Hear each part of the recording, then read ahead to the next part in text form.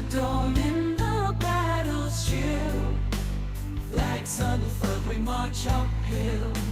Hearts like fire, unbreakable will. Voices united, echoing still. For freedom we stand, and our unmet. This long and struggle, our spirits set. Hands clasped, time, strength unspent. In unity we find our lament. Under starry skies our dreams ignite. Facing the dark with fearless light. Though shadows fall, they cannot light a love for land, our fighting might.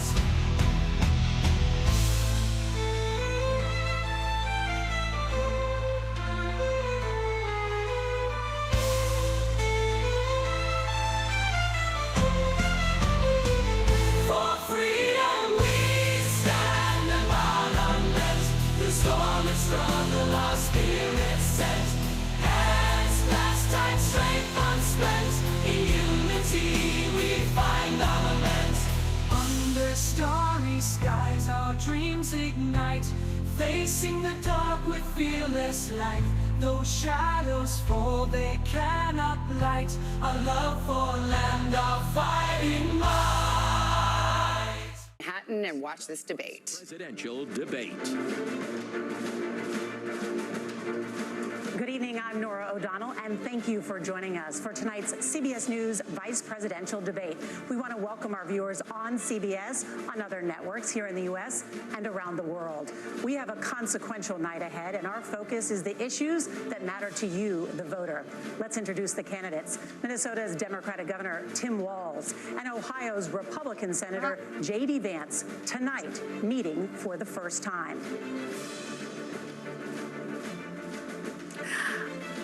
I'm Margaret Brennan. In order to have a thoughtful and civil debate, these are the rules that both campaigns have agreed to.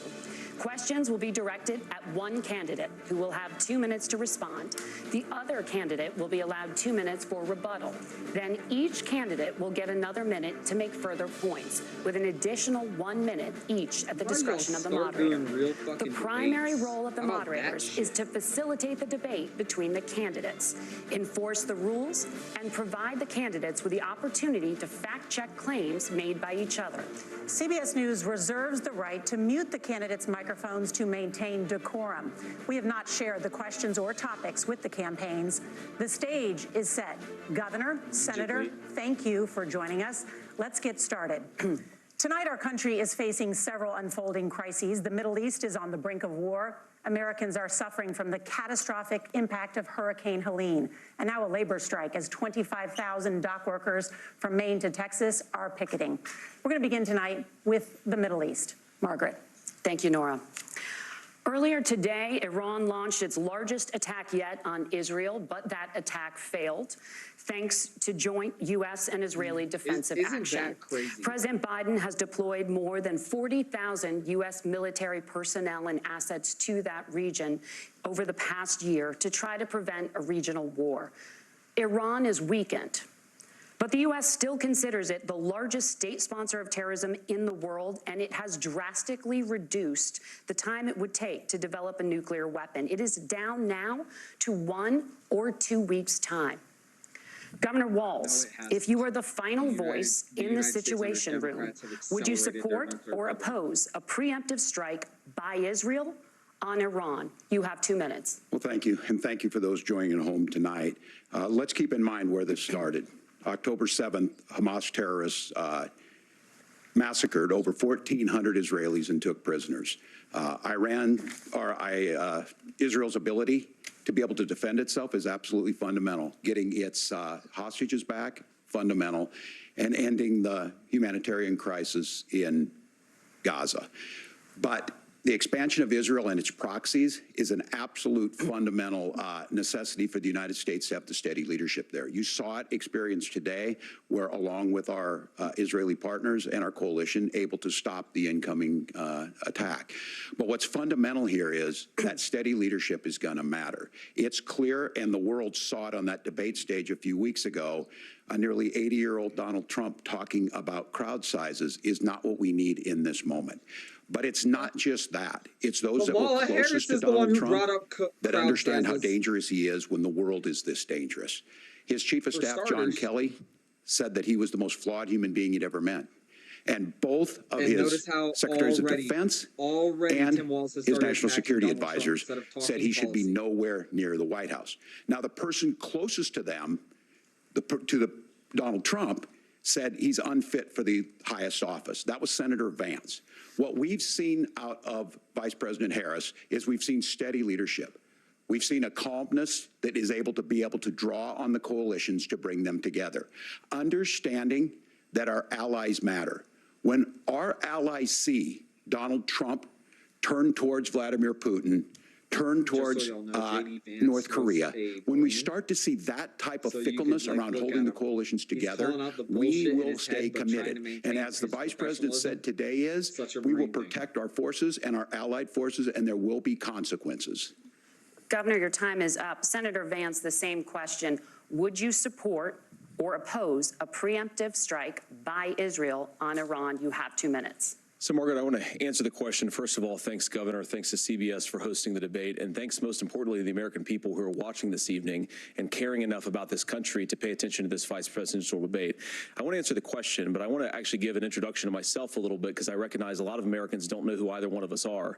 I was raised in a working-class family. My mother required food assistance for periods of her life. My grandmother required Social Security help to raise me, and she raised me in part because my own mother struggled with addiction for a big chunk of my early life. I went to college on the GI Bill after I enlisted in the Marine Corps and served in Iraq. And so I stand here asking to be your vice president with extraordinary gratitude for this country, for the American dream that made it possible for me to live my dreams. And most importantly, I know that a lot of you are worried about the chaos in the world and the feeling that the American dream is unattainable. I want to try to convince you tonight over the next 90 minutes that if we get better leadership in the White House, if we get Donald Trump back in the White House, the American dream is going to be attainable once again. Now, to answer this particular question, we have to remember that as much as Governor Walz just accused Donald Trump of being an agent of chaos, Donald Trump actually delivered stability in the world, and he did it by establishing effective deterrence. People were afraid of stepping out of line. Iran, which launched this attack, has received over $100 billion in unfrozen assets thanks to the Kamala Harris administration.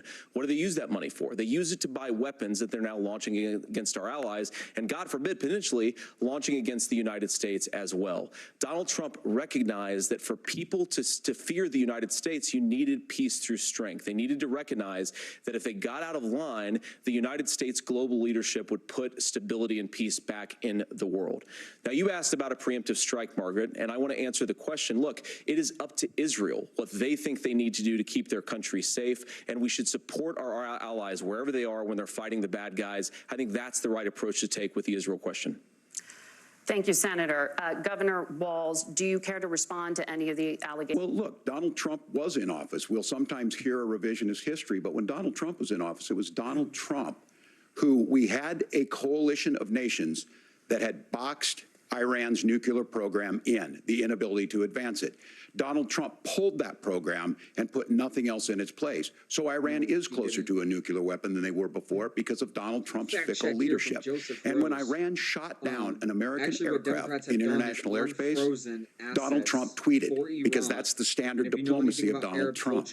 And when Iranian missiles did fall near U.S. troops and they received traumatic brain injuries, Donald Trump wrote it off as headaches.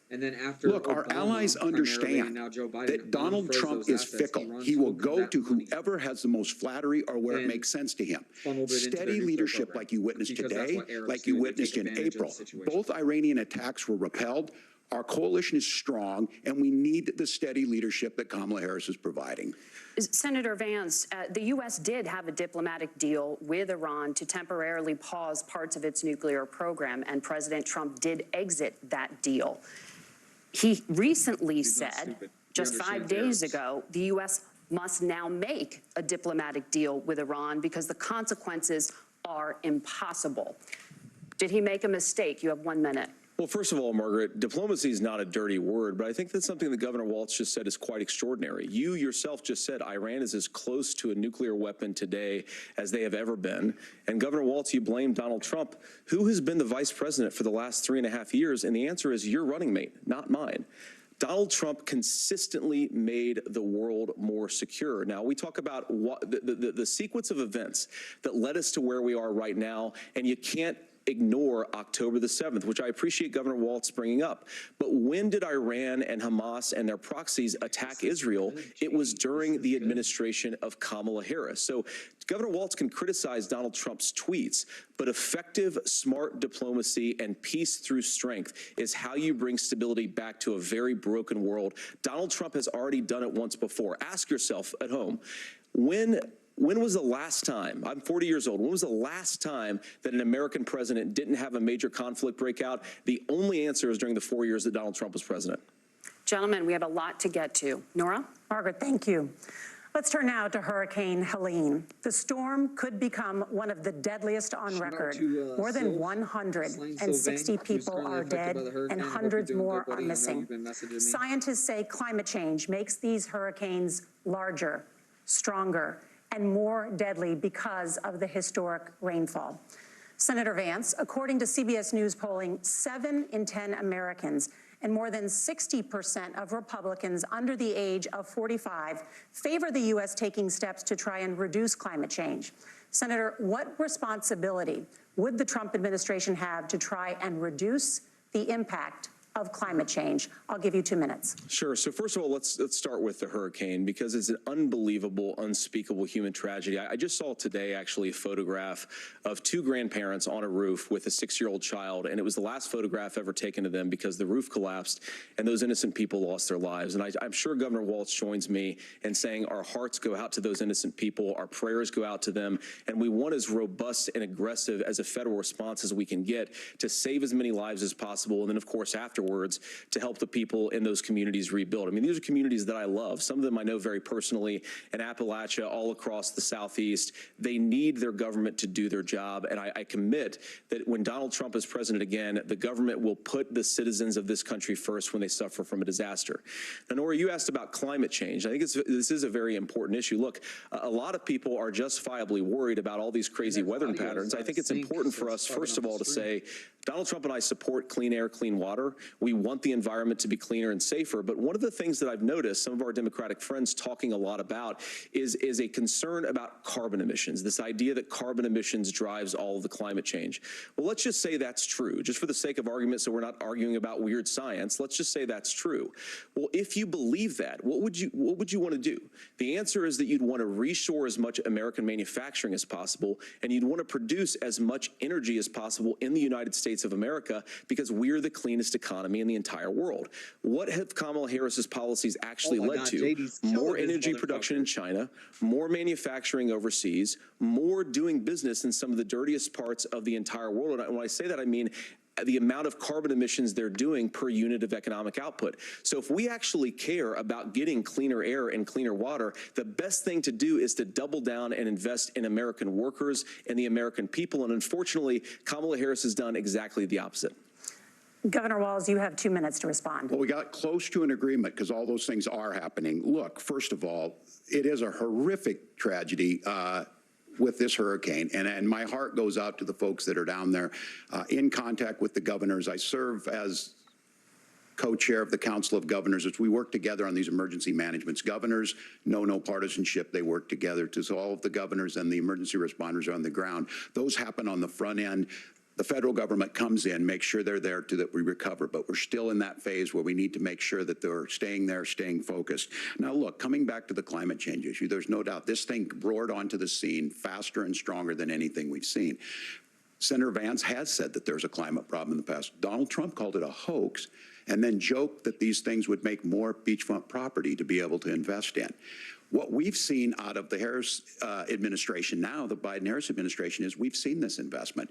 We've seen massive investments, the biggest in global history that we've seen in the Inflation Reduction Act has created jobs all across the country. 2000 in Jeffersonville, Ohio, taking the EV technology that we invented and making it here. 200,000 jobs across the country. The largest solar manufacturing plant in North America sits in Minnesota.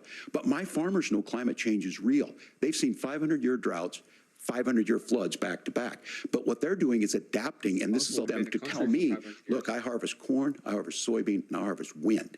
We are producing more natural gas and more oil at any time than we ever have. We're also producing more clean energy. So the solution for us is to continue to move forward that climate change is real. Reducing our impact is absolutely critical, but this is not a false choice. You can do that at the same time you're creating the jobs that we're seeing all across the country. That's exactly what this administration has done. We are seeing us becoming an energy superpower for the future, not just the current. And that's what absolutely makes sense. And then we start thinking about how do we mitigate these disasters. Thank you. Senator, I want to give you an opportunity to respond there. The governor mentioned that President Trump has called climate change a hoax. Do you agree? Well, look, what the president has said is that if the Democrats, in particular Kamala Harris and her leadership, if they really believe that climate change is serious, what they would be doing is more manufacturing and more energy production in the United States of America, and that's not what they're doing. So clearly, Kamala Harris herself doesn't believe her own rhetoric on this. If she did, she would actually agree with Donald Trump's energy policies. Now, something Governor Walz said I think is important to touch upon, because when we talk about clean energy, I think that's a slogan that often the Democrats will use here. And I'm talking, of course, about the Democratic leadership. And the real issue is that if you're spending hundreds of millions or even billions of dollars of American taxpayer money on solar panels that are made in China, number one, you're going to make the economy dirtier. We should be making more of those solar panels here in the United States of America. Some of them are, Tim, but a lot of them are being made overseas in China, especially the components that go into those solar panels. So if you really want to make the environment cleaner, you've got to invest in more energy production. We haven't built a nuclear facility, I think, one in the past 40 years. Senator. Natural gas, we got to invest more in it. Kamala Harris has done the opposite. That's raised energy prices and also meant that we're doing Senator, worse by the climate. your time is up. Governor, would you like to respond? Well, look, we're producing more natural gas than we ever have. There's no moratorium on that. We're producing more oil. But the folks know, and like I said, again, these are not liberal folks. These are not folks that are Green New Deal folks. These are farmers that have been drought one year, massive flooding the next year. They understand that it makes sense. Look, our #1 export cannot be topsoil from erosion from these massive storms. We saw it in Minnesota this summer. And thinking about how do we respond to that, we're thinking ahead on this. And what Kamala Harris has been able to do in Minnesota, we're starting to weatherproof some of these things. The infrastructure law that was passed allows us to think about mitigation in the future. How do we make sure that we're protecting by burying our power lines? How do we make sure that we're protecting lakefronts and things that we're seeing more and more of? But to call it a hoax and to take the oil company executives to Mar-a-Lago, say, give me money for my campaign, and I'll let you do whatever you want. We can be smarter about that, and an all-above energy policy is exactly what she's doing, creating those jobs right here. Governor, your time is up. The overwhelming consensus among scientists is that the Earth's climate is warming at an unprecedented rate. Margaret? Thank you, Nora. We're going to turn now to immigration. The crisis at the U.S.-Mexico border consistently ranks as one of the top issues for American voters. Senator Vance, your campaign is pledging to carry out the largest mass deportation plan in American history and to use the U.S. military to do so. Could you be more specific about exactly how this will work? For example, would you deport parents who have entered the U.S. illegally and separate them from any of their children who were born on U.S. soil? You have 2 minutes. So first of all, Margaret, before we talk about deportations, we have to stop the bleeding. We have a historic immigration crisis because Kamala Harris started and said that she wanted to undo all of Donald Trump's border policies. 94 executive orders suspending deportations, decriminalizing illegal aliens, massively increasing the asylum fraud that exists in our system. That has opened the floodgates. And what it's meant is that a lot of fentanyl is coming into our country. I had a mother who struggled with opioid opioid addiction and has gotten clean. I don't want people who are struggling with addiction to be deprived of their second chance because Kamala Harris let in fentanyl into our communities at record levels. So you've got to stop the bleeding. You've got to re-implement Donald Trump's border policies, build the wall, re-implement deportations. And that gets me to your point, Margaret, about what do we actually do? So we've got 25 million illegal aliens who are here in the country. What do we do with them? I think the first thing that we do is we start with the criminal migrants. About 1 million of those people have committed some form of crime in addition to crossing the border illegally. I think you start with deportations on those folks. And then I think you make it harder for illegal aliens to undercut the wages of American workers. A lot of people will go home if they can't work for less than minimum wage in our own country. And by the way, that'll be really good for our workers who just want to earn a fair wage for doing a good day's work. And the final point, Margaret, is you ask about family separation. Right now in this country, Margaret, we have 320,000 children that the Department of Homeland Security has effectively lost. Some of them have been sex trafficked. Some of them hopefully are at homes with their families. Some of them have been used as drug trafficking mules. The real family separation policy in this country is unfortunately Kamala Harris's wide open southern border. And I'd ask my fellow Americans to remember when she came into office, she said she was going to do this. Real leadership would be saying, you know what, I screwed up. We're going to go back to Donald Trump's border policies. I wish that she would do that. It would be good for all of us. Governor, do you care to respond to any of those specific allegations, including that the vice president is, quote, letting in fentanyl and using kids as drug mules, among other things regarding children? The drug mule is not true, but I will say about this, about the fentanyl, because this is a crisis of this, the opioid crisis. And the good news on this is the last 12 months saw the largest decrease in opioid deaths in our nation's history, 30% decrease in Ohio. But there's still more work to do. But let's go back to this on immigration. Kamala Harris was the Attorney General of the largest state and a border state in California. She's the only person in this race who prosecuted transnational gangs for human trafficking and drug interventions. But look, we all want to solve this. Most of us want to solve this, and that is the United States Congress. That's the Border Patrol agents. That's the Chamber of Commerce. That's most Americans out here. That's why we had the fairest and the toughest bill on immigration that this nation's seen. It was crafted by a conservative senator from Oklahoma, James Lankford. I know him. He's super conservative, but he's a man of principle, wants to get it done. Democrats and Republicans worked on this piece of legislation.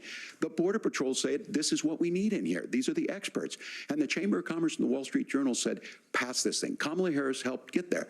1,500 new border agents, detection for drugs, DOJ money to speed up the adjudications on this, just what America wants. But as soon as I was getting ready to pass and actually tackle this, Donald Trump said no, told them to vote against it because it gives him a campaign issue. It gives him to, what would Donald Trump talk about if we actually did some of these things? And they need to be done by the legislature. You can't just do this through the executive branch. So look, we have the options to do this. Donald Trump had 4 years. He had 4 years to do this, and he promised you, America, how easy it would be. I'll build you a big, beautiful wall, and Mexico will pay for it. Less than 2% of that wall got built, and Mexico didn't pay a dime. But here we are again, 9 years after he came down that escalator, dehumanizing people and telling him what he was going to do. As far as the deportation plan, at one point, Senator Vance said it was so unworkable to be laughable. So that's where we're at. Pass the bill, she'll sign it. Governor, your time is up. Senator, the question was, will you separate parents from their children, even if their kids are U.S. citizens? You have 1 minute. Margaret, my point is that we already have massive child separations thanks to Kamala Harris's open border. And I didn't accuse Kamala Harris of inviting drug mules. I said that she enabled the Mexican drug cartels to operate freely in this country. And we know that they use children as drug mules. And it is a disgrace, and it has to stop. Walz just nodded in what agreement. Tim said just doesn't pass the smell test. For 3 years, Kamala Harris went out bragging that she was going to undo Donald Trump's border policy. She did exactly that. We had a record number of illegal crossings. We had a record number of fentanyl coming into our country. And now that she's running for president, or a few months before, she says that somehow she got religion and cared a lot about a piece of legislation. The only thing that she did when she became the vice president, when she became the appointed border czar, was to undo 94 Donald Trump Trump executive actions that opened the border. This problem is leading to massive problems in the United States of America. Parents who can't afford health care, schools that are overwhelmed. It's got to stop, and it will when Donald Trump is president Senator, again. your time is up. Governor, what about our CBS News polling, which does show that a majority of Americans, more than 50%, support mass deportations? Look, we fix this issue with a bill that is necessary, but the issue on this is what happens when you don't want to solve it. You demonize it. And we saw this, and Senator Vance, and it surprises me on this, talking about and saying, I will create stories to bring attention to this. That vilified a large number of people who were here legally in the community of Springfield. They're not here legally, the Republican governor said, it's not true, don't do it. There's consequences for this. There's consequences. We could come together. Senator Langford did it. We could come together and solve this if we didn't let Donald Trump continue to make it an issue. And the consequences in Springfield were the governor had to send state law enforcement to escort kindergartners to school. I believe Senator Vance wants to solve this, but by standing with Donald Trump and not working together to find a solution, it becomes a talking point. And when it becomes a talking point like this, we dehumanize and villainize other human beings. Governor, your time is up. Senator, I'll give you 1 minute, but let me just ask you the question first. The governor has made the point, and I think as a sitting lawmaker, you know that Congress controls the purse strings and any funding. So you have said repeatedly that Donald Trump would, through executive action, solve this. Do you disagree that Congress controls the purse strings and would need to support many of the changes that you would actually want to implement? You have 1 minute. Look, Margaret, first of all, the gross majority of what we need to do at the southern border is just empowering law enforcement to do their job. I've been to the southern border more than our borders are. Kamala Harris has been, and it's actually heartbreaking because the Border Patrol agents, they just want to be empowered to do their job. Of course, additional resources would help, but most of this is about the president and the vice president empowering our law enforcement to say, if you try to come across the border illegally, you've got to stay in Mexico, you've got to go back through proper channels.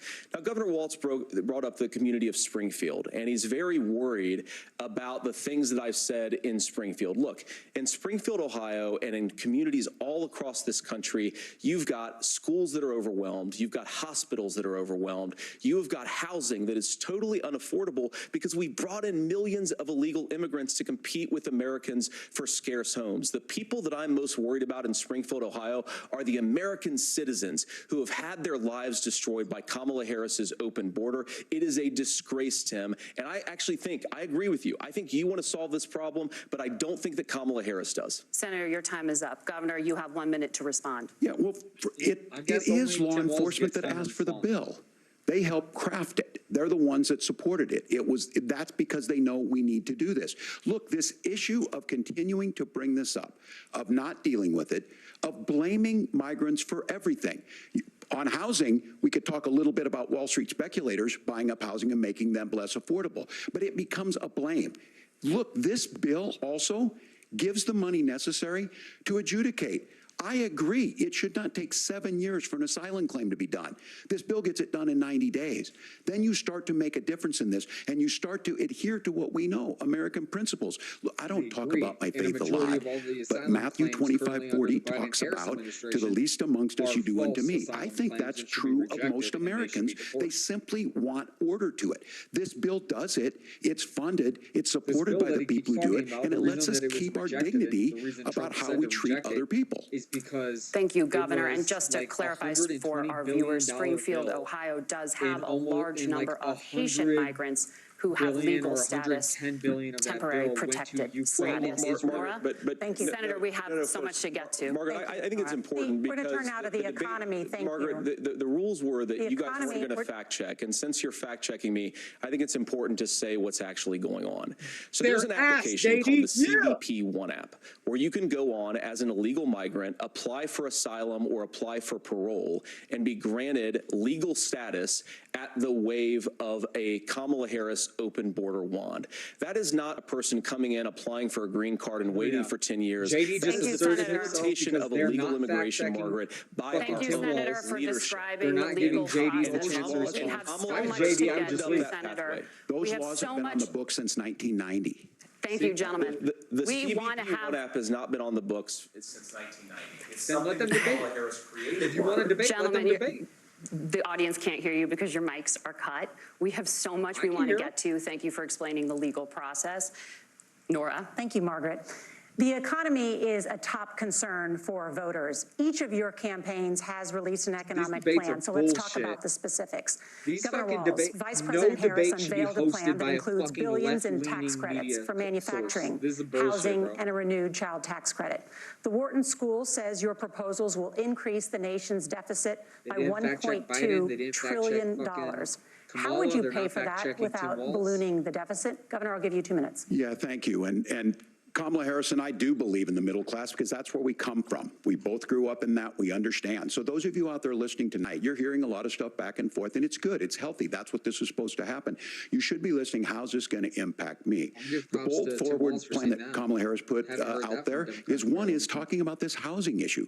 The one thing is there's 3 million new houses proposed under this plan with down payment assistance on the front end to get you in a house. A house is much more than just an asset to be traded somewhere. It's foundational to where you're at. And then making sure that the things you buy every day, whether they be prescription drugs or other things, that there's fairness in that. Look, the $35 insulin is a good thing, but it costs $5 to make insulin. They were charging $800 before this law went into effect. As far as the housing That's because goes, Obamacare I've seen it in jacked up Minnesota, prices of all 12% more pharmaceuticals. houses in Minneapolis, prices went down on rent 4%. It's working. And then making sure tax cuts go to the middle class. $6,000 child tax credit, we have one in Minnesota, reduces childhood poverty by 1/3. We save money in the long run, and we do the right thing for families. And then getting businesses off the ground. The law as it stands right now is $5,000 tax credit for small business, increasing that to $50,000. Now, this is a philosophical difference between us. Donald Trump made a promise, and I'll give you this. He kept it. He took folks to Mar-a-Lago, said, you're rich as hell, I'm going to give you a tax cut.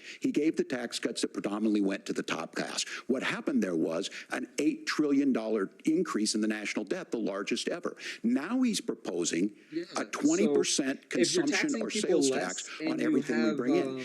Everyone agrees, including businesses, it would be destabilizing it, it would increase inflation and potentially lead to a recession.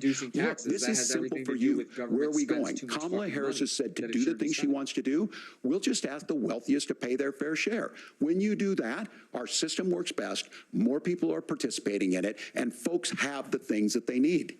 Senator, I want to give you a moment to respond on that. But similarly, the Wharton School has done an analysis of the Trump plan and says it would increase the nation's deficit by $5.8 trillion.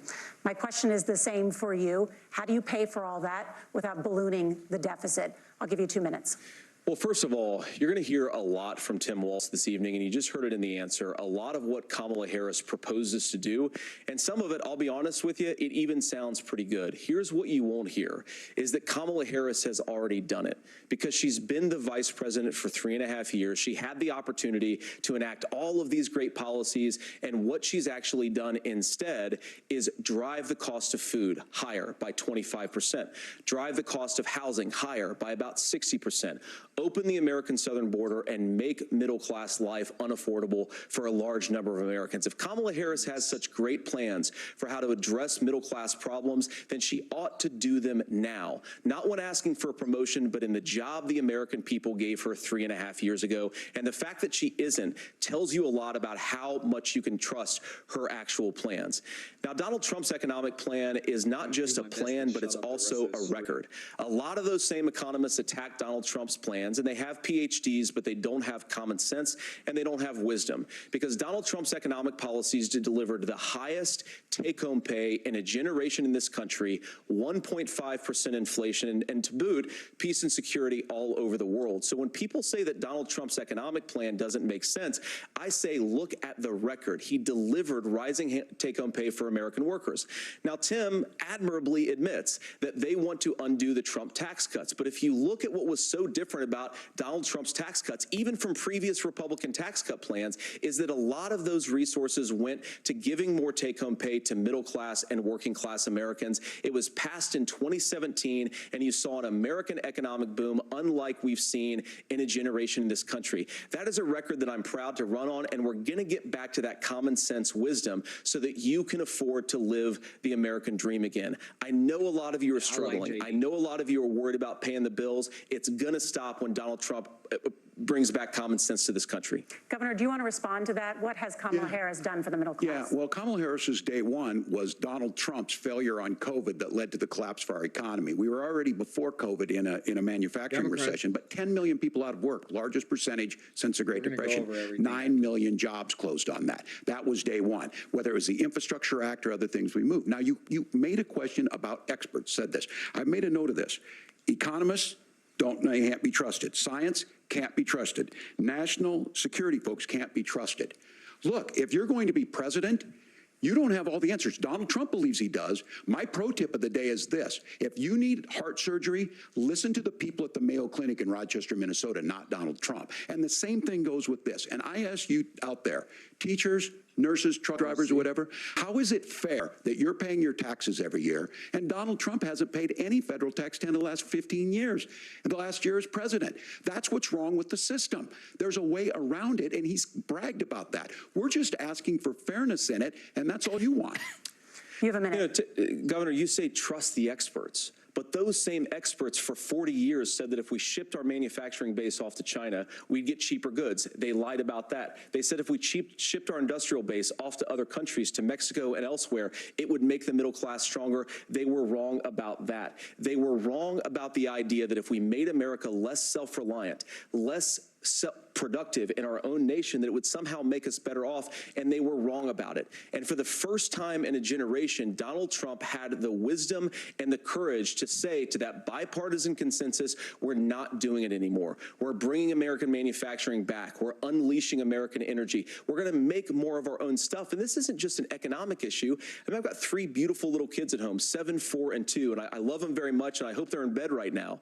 But look, so many of the drugs, the pharmaceuticals that we put in the bodies of our children are manufactured by nations that hate us. This has to stop, and we're not going to stop it by listening to experts. We're going to stop it by listening to common sense wisdom, which is what Donald Trump governed on. Senator, your time is up. Governor Walz, can you address that? I mean, voters say they trust Donald Trump on the economy more. Why? Well, if you're listening tonight and you want billionaires to get tax cuts, you heard what the numbers were.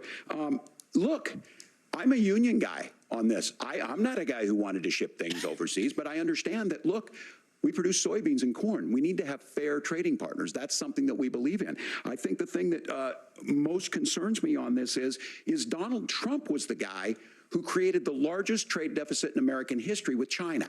So the rhetoric is good. Much of what the senator said right there, I'm in agreement with him on this. I watched it happen too. I watched it to my communities, and we talked about that. But we had people undercutting the right to collectively bargain. We had right to work states made it more difficult. We had companies that were willing to ship it over, and we saw people profit. Folks that are venture capital in some cases, putting money into companies that were overseas.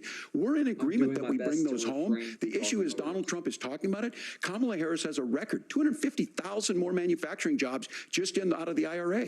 May I respond to that? Yes. So appreciate that. So if you notice, what Governor Walz just did is he said, first of all, Donald Trump has to listen to the experts. And then when he acknowledged that the experts screwed up, he said, well, Donald Trump didn't do nearly as good of a job as the statistics show that he did. So what Tim Walz is doing, and I honestly, Tim, I think you got a tough job here, because you've got to play whack-a-mole. You've got to pretend that Donald Trump didn't deliver rising take-home pay, which of course he did. You've got to pretend that Donald Trump didn't deliver lower inflation, which of course he did. And then you simultaneously got to defend Kamala Harris's atrocious economic record, which has made gas, groceries, and housing unaffordable for American citizens. I was raised by a woman who would sometimes go into medical debt so that she could put food on the table in our household. I know what it's like to not be able to afford the things that you need to afford. We can do so much better. To all of you watching, we can get back to an America that's affordable again. We just got to get back to common sense economic principles. I hope we have a conversation on health care then. Senator, Governor. Please. Thank you. Margaret? We have a lot to get to ahead, gentlemen, on many topics. But right now, I want to talk about personal qualifications. The vice president is often the last voice the president hears before making consequential decisions. We want to ask you about your leadership qualities. Governor Walz, you said you were in Hong Kong during the deadly Tiananmen Square protests in the spring of 1989. But Minnesota Public Radio and other media outlets are reporting that you actually didn't travel to Asia until August of that year. Can you explain that discrepancy? You have 2 Yeah, minutes. well, and to the folks out there who didn't get at the top of this, look, I grew up in small rural Nebraska, town of 400, town that you rode your bike with your buddies till the streetlights come on, and I'm proud of that service. I joined the National Guard at 17, worked on family farms, and then I used the GI Bill to become a teacher, passionate about it, a young teacher. My first year out, I got the opportunity in the summer of '89 to travel to China.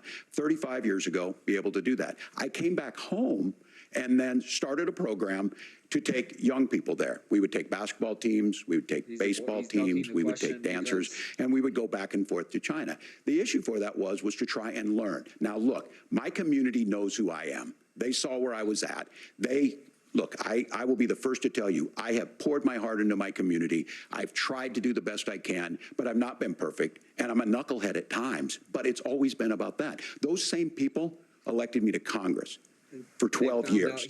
And in Congress, I was one of the most bipartisan people, working on things like farm bills that we got done, working on veterans benefits. And then the people of Minnesota were able to elect me to governor twice. So look, my commitment has been from the beginning to make sure that I'm there for the people, to make sure that I get this right. I will say more than anything, many times I will talk a lot, I will get caught up in the rhetoric, but being there, the impact it made, the difference it made in my life, I learned a lot about China. I hear the critiques of this. I would make the case that Donald Trump should have come on one of those trips with us. I guarantee you he wouldn't be praising Xi Jinping about COVID, and I guarantee you he wouldn't start a trade war that he ends up losing. So this is about trying to understand the world. It's about trying to do the best you can for your community, and then it's putting yourself out there and letting your folks understand what it is. My commitment, whether it be through teaching, which I was good at, or whether it was being a good soldier or was being a good member of Congress, those are the things that I think are the values that people care about.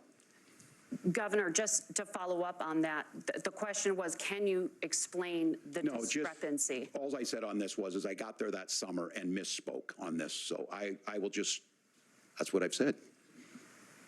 So I was in Hong Kong and China during the democracy protests went in. And from that, I learned a lot of what needed to be in governance. Thank you, Governor. Senator Vance, in 2016, you called your running mate Donald Trump unfit for the nation's highest office, and you said he could be America's Hitler. I know you've been asked many times, and you've said you regret those comments and explained you then voted for Donald Trump in 2020. But the Washington Post reported new messages last week in which you also disparaged Trump's economic record while he was president, writing to someone in 2020, quote, Trump thoroughly failed to deliver his economic populism. You're now his running mate, and you've shifted many of your policy stances to align with his. If you become vice president, why should Americans trust that you will give Donald Trump the advice he needs to hear and not just the advice he wants to hear? You have 2 minutes. Well, first of all, Margaret, because I've always been open. And sometimes, of course, I've disagreed with the president, but I've also been extremely open about the fact that I was wrong about Donald Trump. I was wrong, first of all, because I believed some of the media stories that turned out to be dishonest fabrications of his record. But most importantly, Donald Trump delivered for the American people. Rising wages, rising take-home pay, an economy that worked for normal Americans, a secure southern border, a lot of things, frankly, that I didn't think he'd be able to deliver on. And yeah, when you screw up, when you misspeak, when you get something wrong and you change your mind, you ought to be honest with the American people about it. It's one of the reasons, Margaret, why I've done so many interviews is because I think it's important to actually explain to the American people where I come down on the issues and what changed. Now, you pointed out to messages from 2020.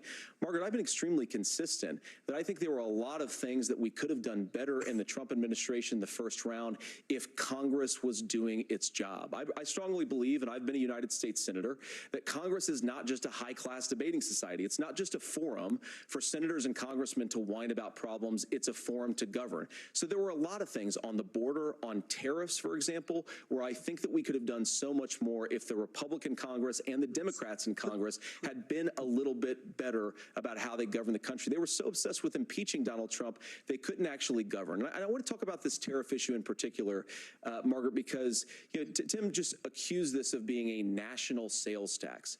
Look, the one thing And you're probably surprised to hear me praising Joe Biden, but the one thing that Joe Biden did is he continued some of the Trump tariffs that protected American manufacturing jobs. And it's the one issue, the most pro-worker part of the Biden administration, it's the one issue where Kamala Harris has run away from Joe Biden's record. Think about this. If you're trying to employ slave laborers in China at $3 a day, you're going to do that and undercut the wages of American workers unless our country stands up for itself and says, you're not accessing our markets unless you're paying middle-class Americans a fair wage.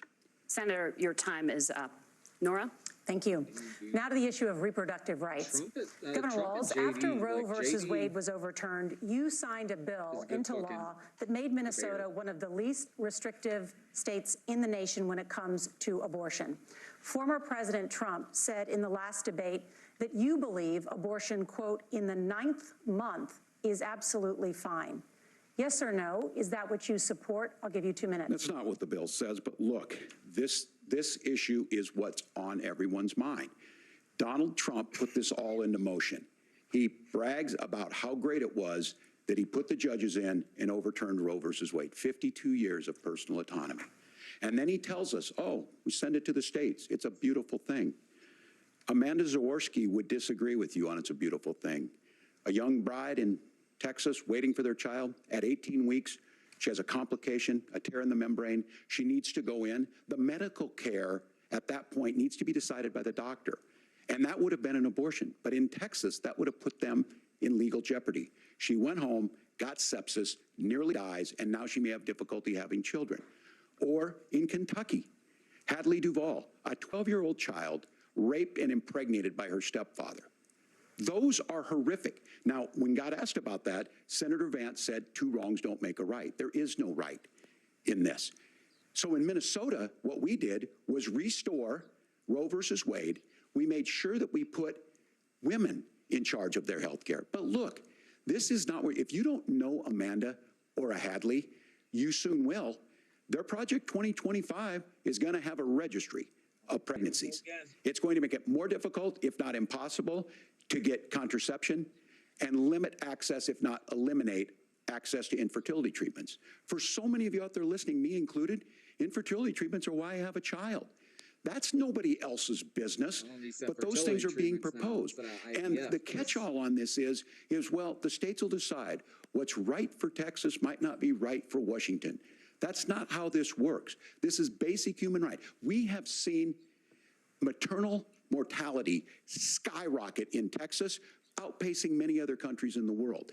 This is about health care. In Minnesota, we are ranked first in health care for a reason. We trust women, we trust doctors. Senator, do you want to respond to the governor's claim? Will you create a federal pregnancy monitoring agency?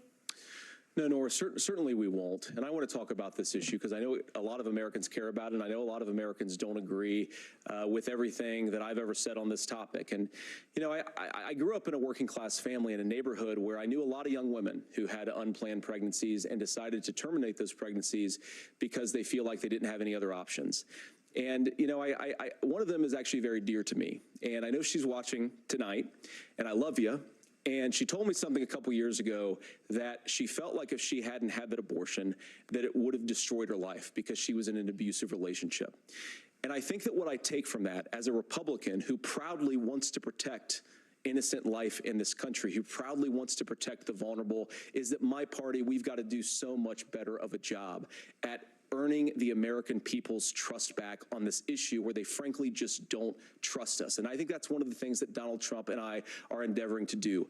I want us as a Republican Party to be pro-family in the fullest sense of the word. I want us to support fertility treatments. I want us to make it easier for moms to afford to have babies. I want it to make it easier for young families to afford a home so they can afford a place to raise that family. And I think there's so much that we can do on the public policy front just to give women more options. Now, of course, Donald Trump has been very clear that on the abortion policy specifically, that we have a big country and it's diverse. And California has a different viewpoint on this this than Georgia. Georgia has a different viewpoint from Arizona, and the proper way to handle this, as messy as democracy sometimes is to let voters make these decisions, let the individual states make their abortion policy, and I think that's what makes the most sense in a very big, a very diverse, and let's be honest, sometimes a very, very messy and divided country.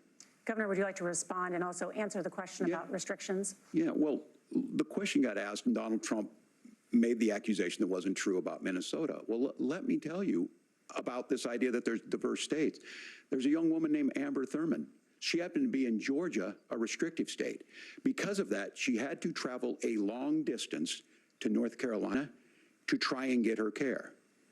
Amber Thurman died in that journey back and forth. The fact of the matter is, how can we as a nation say that your life and your rights, as basic as the right to control your own body, is determined on geography? There's a very real chance, had Amber Thurman lived in Minnesota, she would be alive today. That's why the restoration of Roe versus Wade. When you listen to Vice President Harris talk about this subject and you hear me talk about it, you hear us talking exactly the same. Donald Trump is trying to figure out how to get the political right of this. I agree with a lot of what Senator Vance said about what's happening. His running mate, though, does not, and that's the problem. Governor, your time is up. Senator, let me ask you about that. He mentioned, it was, I think, referring to a national ban. In the past, you have supported a federal ban on abortion after 15 weeks. In fact, you said if someone can't support legislation like that, quote, you are making the United States the most barbaric pro-abortion regime anywhere in the entire world. My question is, why have you changed your position? Well, Nora, first of all, I never supported a national ban. I did when I was running for Senate in 2022 talk about setting some minimum national standard. For example, we have a partial birth abortion ban in place in this country at the federal level. I don't think anybody's trying to get rid of that, or at least I hope not, though I know that Democrats have taken a very radical pro-abortion stance. But Nora, you know, one of the things that changed is in the state of Ohio, we had a referendum in 2023, and the people of Ohio voted overwhelmingly, by the way, against my position. And I think that what I learned from that, Nora, is that we've got to do a better job at winning back people's trust. So many young women would love to have families. So many young women also see an unplanned pregnancy as something that's going to destroy their livelihood, destroy their education, destroy their relationships. And we have got to earn people's trust back. And that's why Donald Trump and I are committed to pursuing pro-family policies, making child care more accessible, making fertility treatments more accessible, because we've got to do a better job at that. And that's what real leadership is. Governor, your response. Well, I'm going to respond on the pro-abortion piece of that. No, we're not. We're pro-women. We're pro-freedom to make your own choice. We know what the implications are to not be that. Women having miscarriages, women not getting the care, physicians feeling like they may be prosecuted for providing that care. And as far as making sure that we're educating our children and giving them options, Minnesota's a state with one of the lowest teen pregnancy rates. We understand that too. We know that the options need to be available, and we make that true. We also make it, we're a top 3 state for the best place to raise children. But these two things, to try and say that we're pro-children, but we don't like this, or you guys are pro-abortion, that's not the case at all. We are pro-freedoms for women to make their choices, and we're going, and Kamala Harris is making the case, to make options for children more affordable, a $6,000 child tax credit, but we're not going to base that on the backs of making someone like Amber Thurman drive 600 miles to try and get health care. Senator. May I respond to that? First of all, Governor, I agree with you. Amber Thurman should still be alive, and there are a lot of people who should still be alive, and I certainly wish that she was. And maybe you're free to disagree with me on this and explain this to me, but as I read the Minnesota law that you signed into law, the statute that you signed into law, it says that a doctor who presides over an abortion where the baby survives, the doctor is under no obligation to provide life-saving care to a baby who survives a botched late-term abortion. That is, I think, whether you're pro-choice or pro-abortion, that is fundamentally barbaric. And that's why I use that word, Nora, is because some of what we've seen, do you want to force Catholic hospitals to perform abortions against their will? Because Kamala Harris has supported suing Catholic nuns to violate their freedom of conscience. We can be a big and diverse country where we respect people's freedom of conscience and make the country more pro-baby and pro-family. But please. Yes, Governor, please respond. Look, this is one where there's always something there. This is a very simple proposition. These are women's decisions to make about their healthcare decisions, and the physicians who know best when they need to do this. Trying to distort the way a law is written to try and make a point, that's not it at all. What was I wrong about, Governor? Please tell me, what was I wrong about? That is not the way the law is written. Look, I've given I've given this advice on a lot of things, that getting involved, getting engaged, that's been misread, and it was fact-checked at the last debate. But the point on this is there's a continuation of these guys to try and tell women or to get involved. I use this line on this, just mind your own business on this. Things work best when Roe versus Wade was in place. When we do a restoration of Roe, that works best. That doesn't preclude us from increasing funding for children. It doesn't increase us from making sure that once that child's born, like in Minnesota, they get meals, they get early childhood education, they get health care. So the hiding behind we're going to do all these other things when you're not proposing them in your budget. Kamala Harris is proposing them. She's proposing all those things to make life easier for families. I asked a specific question, Governor. You gave me a slogan as a response. It's not the case. It's not true. That's not what the law says. So they fact-checked it with President Trump. Gentlemen, there's a lot to discuss. We have to move on, and we're going to be right back with much more of the CBS News vice presidential debate in just a moment.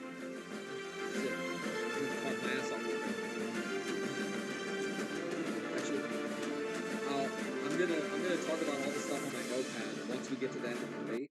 Victims of rape. I wish we could have eliminated all abortion in this state.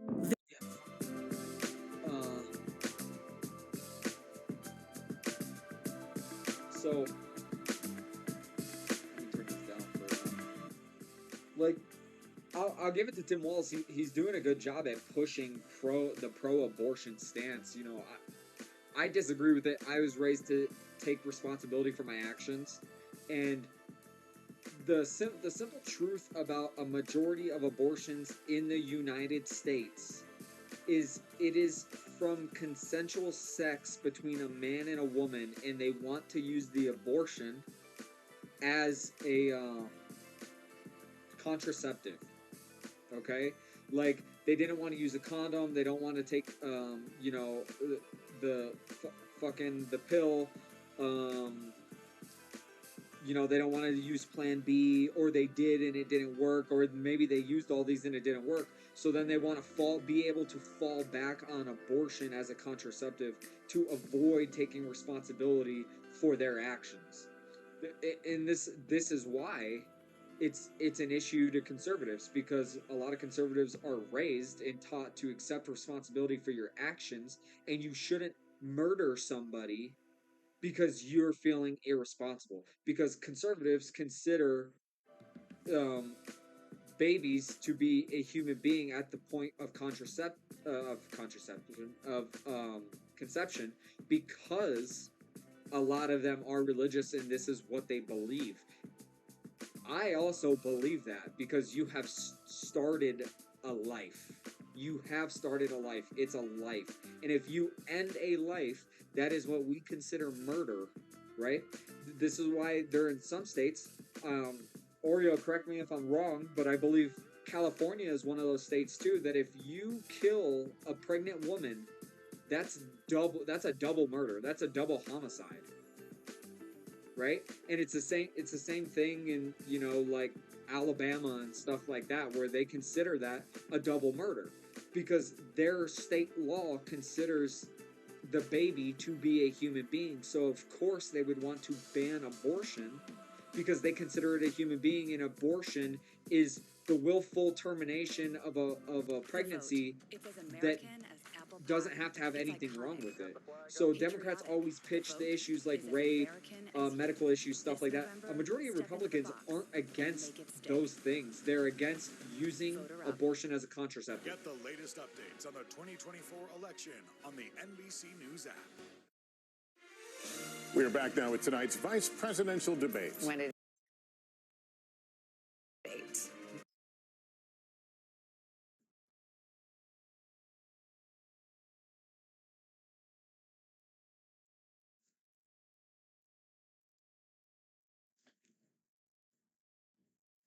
News presidential debate. Now to America's gun violence epidemic. The leading cause of death for children and teens in America is by firearms. Senator Vance, You oppose most gun legislation that Democrats claim would curb gun violence. You oppose red flag gun laws and legislation to ban certain semi-automatic rifles, including AR-15s. So let me ask you, earlier this year, for the first time, the parents of a school shooter were convicted of involuntary manslaughter and sentenced to 10 years in prison. In Michigan, and Do that you was think bullshit. holding parents responsible could curb mass shootings? I'll give you 2 minutes. Yeah, well, Nora, on that particular case, I don't know the full details, but I certainly trust local law enforcement and local authorities to make those decisions. I Holding think in some parents cases the answer is going to be responsible for yes, those and in shootings some would cases the incentivize answer is it, going to be no. And the details really matter here, of course. For example, if a kid steals a gun, that's going to be different than if a parent hands over a gun knowing that their kid is potentially dangerous. But look, I want to just sort of speak as a father of 3 beautiful little kids, and our oldest is now in 2nd grade. And like a lot of parents, we send our kids to school with such hope and such joy and such pride at their little faces on the first day of school. And we know, unfortunately, that a lot of kids are going to experience this terrible epidemic of gun violence. And of course, our hearts go out to the families that are affected by this terrible stuff. And we do have to do better. And I think that Governor Walz and I actually probably agree that we need to do better on this. The question is just, how do we actually do it? Now, here's something that really bothers me and worries me about this epidemic of violence. The gross majority, close to 90% in some of the statistics I've seen, of the gun violence in this country is committed with illegally obtained firearms. And while we're on that topic, we know that thanks to Kamala Harris's open border, we've seen a massive influx in the number of illegal guns run by the Mexican drug cartel. So that number, the amount of illegal guns in our country is higher today than it was 3.5 years ago. But what do we do about the schools? What do we do to protect our kids? And I think the answer is, and I say this not loving the answer, because I don't want my kids to go to school in a school that feels unsafe or where there are visible signs of security. But I unfortunately think that we have to increase security in our schools. We have to make the doors lock better. We have to make the doors stronger. We've got to make the windows stronger. And of course, we've got to increase school resource officers, because the idea that we can magically wave a wand and take guns out of the hands of bad guys, it just doesn't fit with recent experience. So we've got to make our schools safer. And I think we've got to have some common sense bipartisan solutions for how to do that. Governor, you have 2 minutes.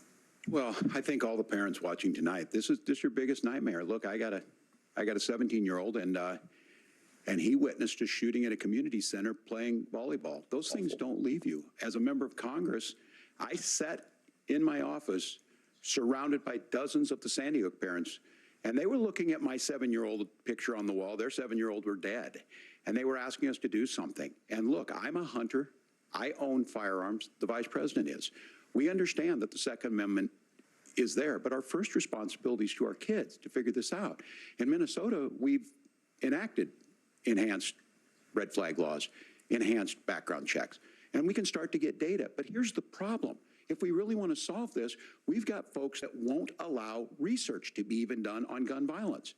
And this idea that we should just live with it, here's what I do think, that this is a good start to the conversation. I 100% believe that Senator Vance hates it when these kids, it's abhorrent and it breaks your heart. I agree with that. But that's not far enough when we know there are things that work. I've spent time in Finland and seen some Finnish schools.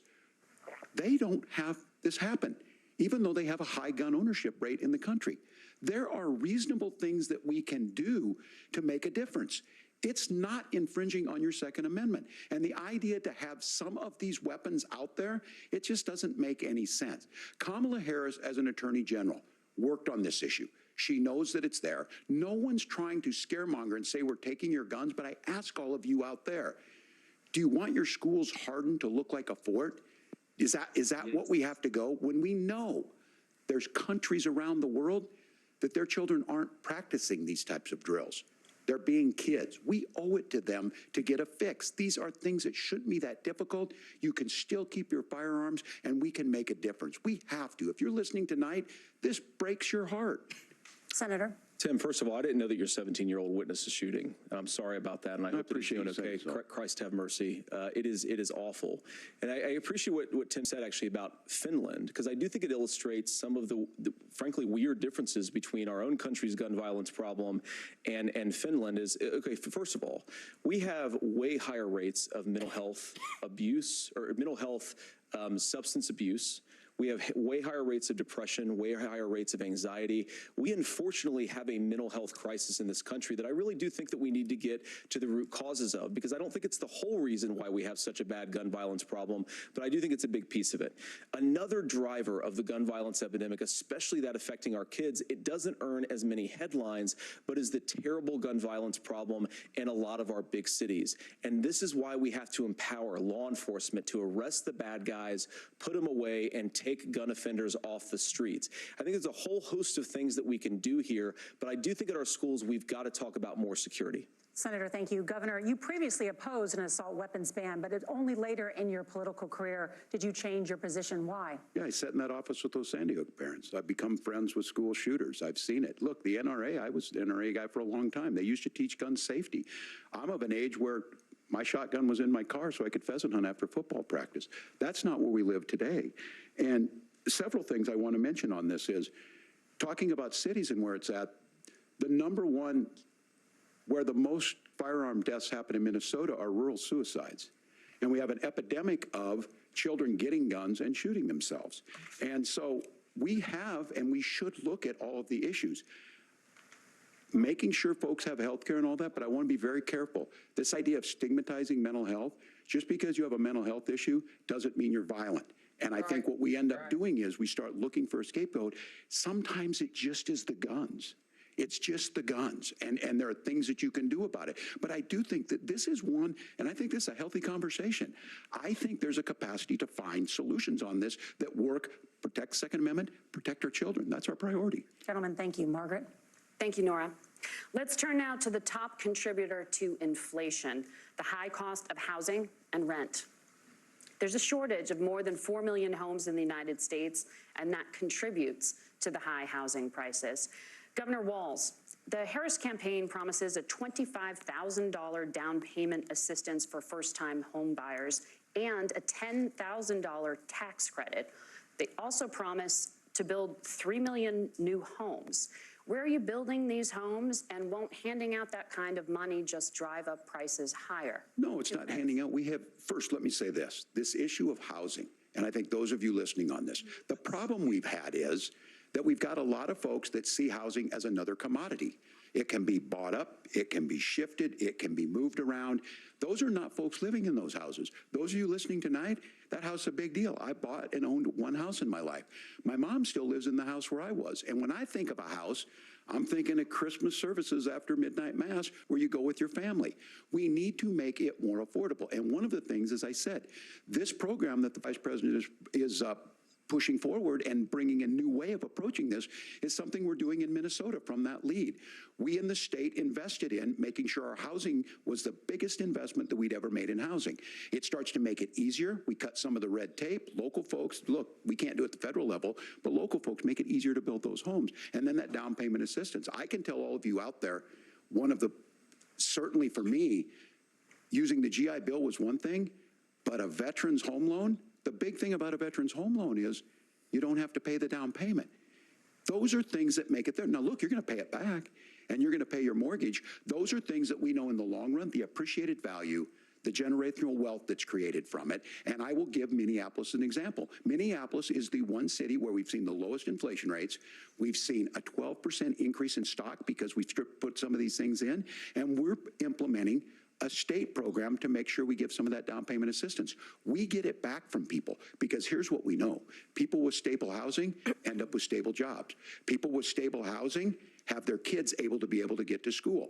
All of those things in the long run end up saving our money. And that's the thing that I think we should be able to find some common ground in, but we can't blame immigrants for the only reason. That's not the case that's happening in many cities. The fact of the matter is that we don't have enough naturally affordable housing, but we can make sure that the government's there to help kickstart it, create that base. Governor, your time is up. Senator Vance, as far as your campaign's position, the promise is to seize federal lands to build homes, remove regulation, provide tax breaks, and cut back on immigration, which you say pushes up prices. Where are you going to build all the new homes you're promising, and what part of any of this plan will provide immediate relief? You have 2 minutes. Well, first of all, You know how long it takes to Tim build just a said fucking something that I agree with. We don't want to blame immigrants for higher housing prices, but we do want to blame Kamala Harris for letting in millions of illegal aliens into this country, which does drive up costs, Tim. 25 million illegal aliens competing with Americans for scarce homes is one of the most significant drivers of home prices in the country. It's why we have massive increases in home prices that have happened right alongside massive increases in illegal alien populations under Kamala Harris's leadership. Now, Tim just mentioned a bunch of ideas. Now, some of those ideas I actually think are halfway decent, and some of them I disagree with, but the most important thing here is Kamala Harris is not running as a newcomer to politics. She is the sitting vice president. If she wants to enact all of these policies to make housing more affordable, I invite her to use the office that the American people already gave her, not sit around and campaign and do nothing while Americans find the American dream of homeownership completely unaffordable. Now, you asked, Margaret, what would immediately change the equation for American citizens if you lower energy prices? As Donald Trump says, drill, baby, drill. One of the biggest drivers of housing costs aside from illegal immigration is, think about it, if a truck driver is paying 40% more for diesel, then the lumber he's delivering to the job site to build the house is also going to become a lot more expensive. If we open up American energy, you will get immediate pricing relief for American citizens, not, by the way, just in housing, but in a whole host of other economic goods too. Senator Vance, you still have 23 seconds there. Do you want to answer Can I have it? where? Yeah. Governor, we will get to you in a moment. But Senator, where are you going to seize the federal lands? Can you clarify? Well, what Donald Trump has said is we have a lot of federal lands that aren't being used for anything. They're not being used for a national park. They're not being used, and they could be places where we build a lot of housing. And I do think that we should be opening up building in this country. We have a lot of land that could be used. We have a lot of Americans that need homes. We should be kicking out illegal immigrants who are competing for those homes, and we should be building more homes for the American citizens who deserve to be here. Senator, your time is up. Governor, I do want to let you respond to the allegation that the vice president is letting in Well, of course, that's not true. And again, and you it's have the affecting facts. I housing guess we prices. agreed not to fact check. I'll check it. That, look, crossings are down compared to when Donald Trump left office. But it's, again, blaming and not trying to find the solution. I was going to ask, though, on this question, are we going to drill and build houses in the same federal land? And I think when people hear federal lands, these are really important pieces of land. Now, Minnesota doesn't have a lot of federal lands. I know in the western part of the countries we do. There's not a lot of federal lands in and around Minneapolis, for example. So the issue is I don't understand the federal lands issue unless we see this, and I worry about this as someone who cares deeply about our national parks and our federal lands. Look, Minnesota, we protect these things. We've got about 20% of the world's fresh water. These lands protect. They're there for a reason. They belong to all of us. But again, this is when you view housing and you view these things as commodities. Like, there's a chance to make money here. Let's take this federal land and let's sell it to people for that. I think there's better ways to do this. We've seen it in Minnesota. We're able to refurbish some of these houses. We're able to make some investments. That gets people in. And I'm still on the fact on this.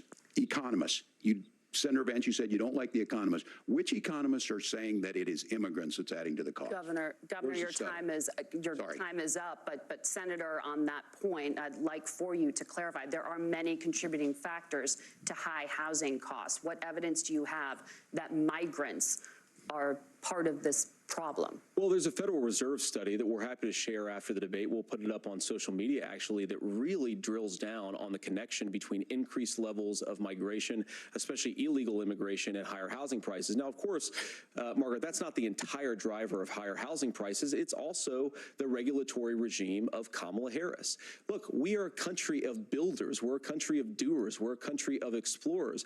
But we increasingly have a federal administration that makes it harder to develop our resources, makes it harder to build things, and wants to throw people in jail for not doing everything exactly as Kamala Harris says they have to do. And what that means is that you have a lot of people who would love to build homes who aren't able to build homes. I actually agree with Tim Walz. We should get out of this idea of housing as a commodity. But the thing that has most turned housing into a commodity is giving it away to millions upon millions of people who have no legal right to be here.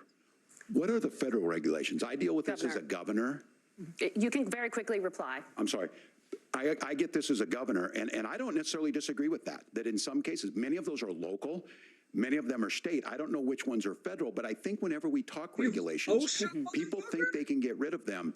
I think you want to be able to get out of your house in a fire. I think you want to make sure that it's fireproof and those types of things. So which are the regulations? Because the vice president's not responsible for those. Congress writes those.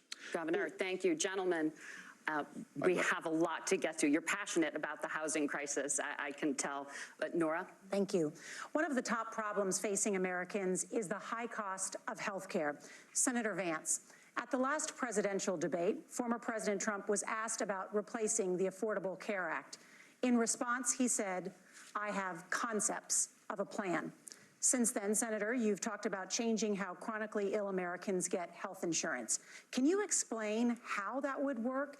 And can you guarantee that Americans with pre-existing conditions won't pay more? I'll give you 2 minutes. Well, of course, we're going to cover Americans with pre-existing conditions. In fact, a lot of my family members have gotten health care. I believe, members of my family actually got private health insurance, at least for the first time, switched off of Medicaid onto private insurance for the first time under Donald Trump's leadership. And I think that, a lot of people have criticized this concepts of a plan remark.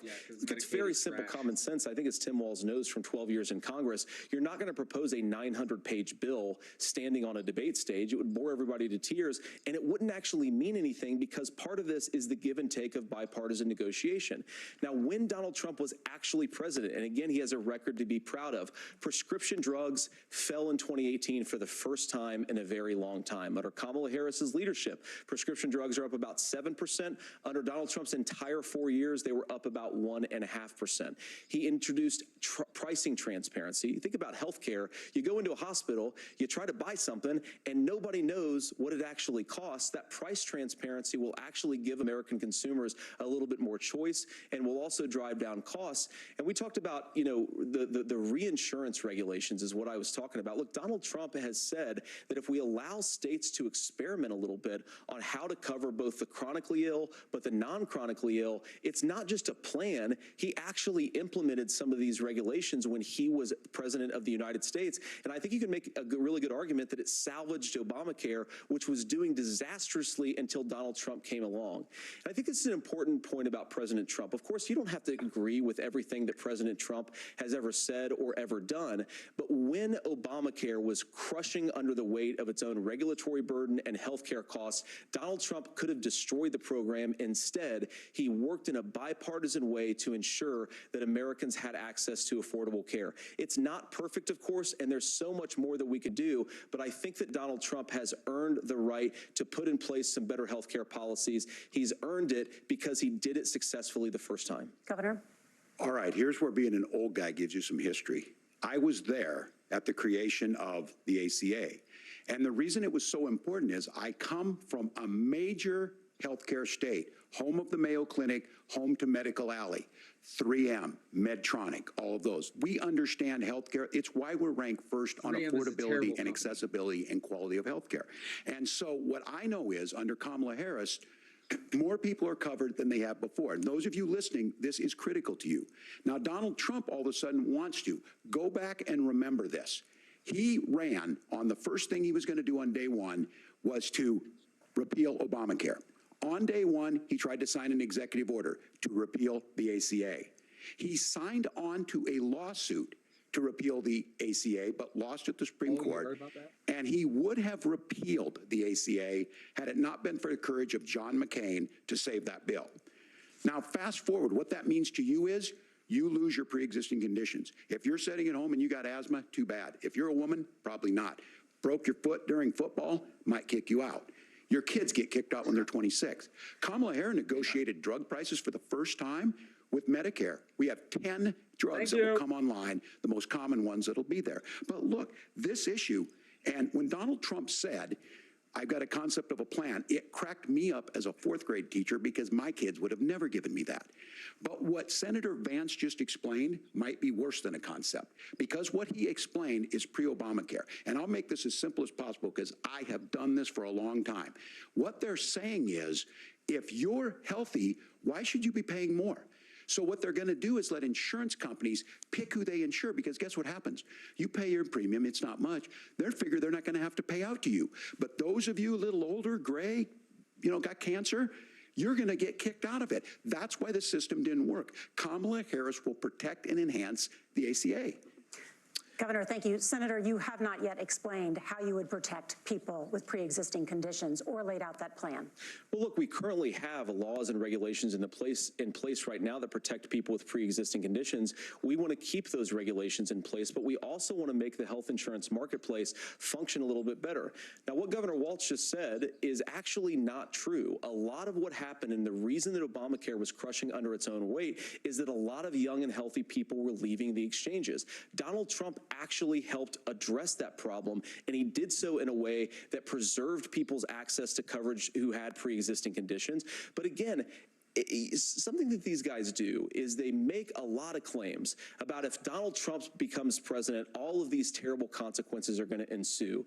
But in reality, Donald Trump was president. Inflation was low. Take-home pay was higher. And he saved the very program from a Democratic administration that was collapsing and would have collapsed absent his leadership. He did his job, which is govern in a bipartisan way and get results, not just complain about problems, but actually solve them. Governor, did enrollment under the Affordable Care Act go up under the Trump administration? It's higher now that we've seen it go up. Look, people are using it. The system works. And the question about this of young people, whatever, that's the individual mandate piece of this. And Republicans fought tooth and nail saying, well, Americans should be free to do this. Well, then what happens is... So you think the individual mandate's a good idea? You shrink.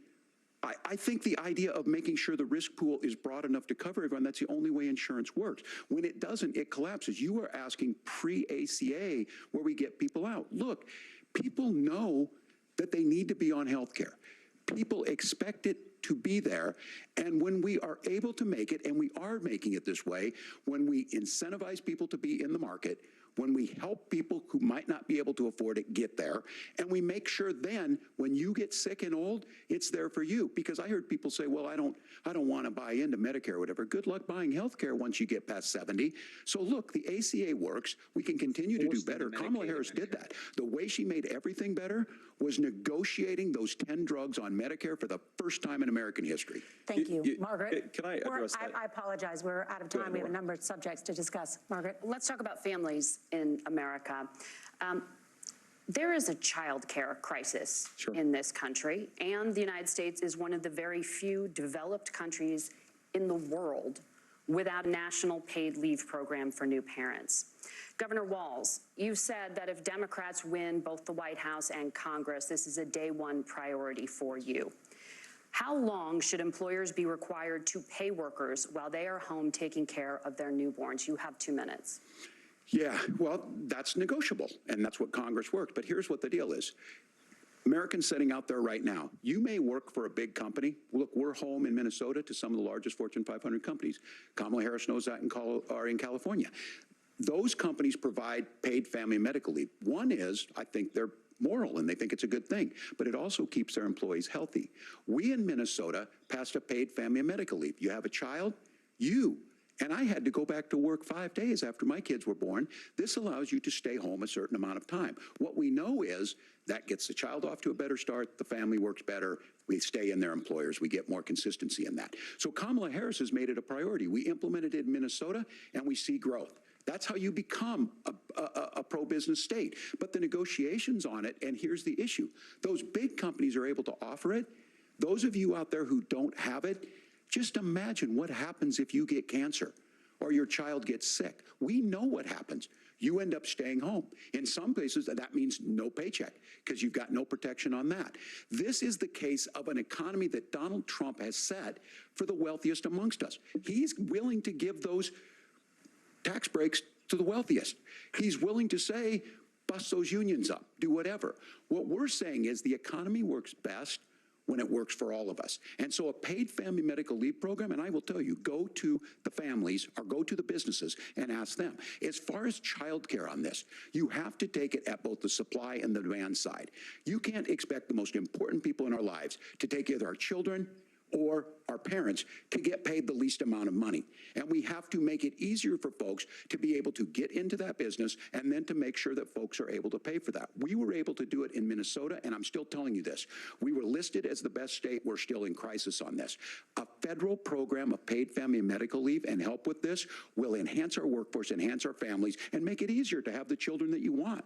Governor, your time is up. Senator, do you support a national paid leave program? And if so, for how long should employers be mandated to pay their employees while they are home taking care of their newborn? You have 2 minutes. Yeah, well, first of all, Margaret, a number of my Republican colleagues and some Democrats, too, have worked on this issue. And I think there is a bipartisan solution here because a lot of us care about this issue. I mean, look, I speak from this very personally because I'm married to a beautiful woman who is an incredible mother to our 3 beautiful kids, but is also a very, very brilliant corporate litigator. And I'm so proud of her. But being a working mom, even for somebody with all of the advantages of my wife, is extraordinarily difficult.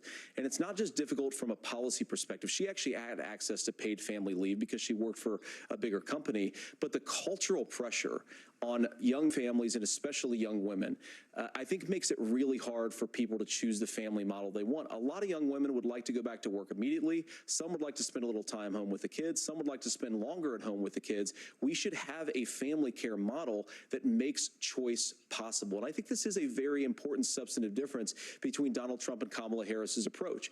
I mean, look, if you look at the federal programs that we have that support paid family leave right now, the Community Development Block Grant, and there's another block grant program that spends a lot of money from the federal government. These programs only go to one kind of child care model. Let's say you'd like your church maybe to help you out with child care. Maybe you live in a rural area or an urban area and you'd like to get together with families in your neighborhood to provide child care in the way that makes the most sense. You don't get access to any of these federal monies. We want to promote choice in how we deliver family care and how we promote child care because, look, it is unacceptable.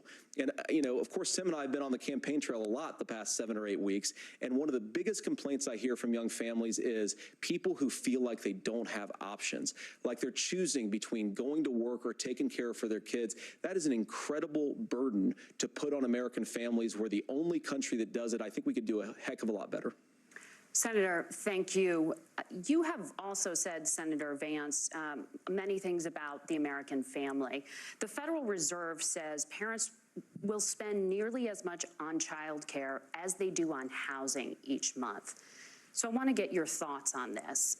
President Trump recently said, as much as child care is talked about as being expensive, it's relatively speaking not very expensive compared to the kinds of numbers we'll be taking in.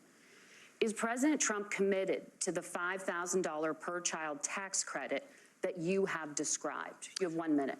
Well, what President Trump said, Margaret, I just want to defend my running mate here a little bit, is that we're going to be taking in a lot of money by penalizing companies for shipping jobs overseas and penalizing countries who employ slave laborers and then ship their products back into our country and undercut the wages of American workers. It's the heart of the Donald Trump economic plan. Cut taxes for American workers and American families. Cut taxes for businesses that are hiring and building companies in the United States of America, but penalize companies and countries that are shipping jobs overseas. That's the heart of the economic proposal. And I think what President Trump is saying is that when we bring in this additional revenue with higher economic growth, we're going to be able to provide paid family leave, child care options that are viable and workable for a lot of American families. Can you clarify how that will solve the child care shortage? Well, because as Tim said, a lot of the child care shortage is we just don't have enough resources going into the multiple people who could be providing family care options. And we're going to have to, unfortunately, look, we're going to have to spend more money. We're going to have to induce more people to want to provide child care options for American families, because the reason it's so expensive right now is because you've got way too few people providing this very essential service. Thank you, Senator. Governor Walz, your ticket also has some child care tax credit proposals.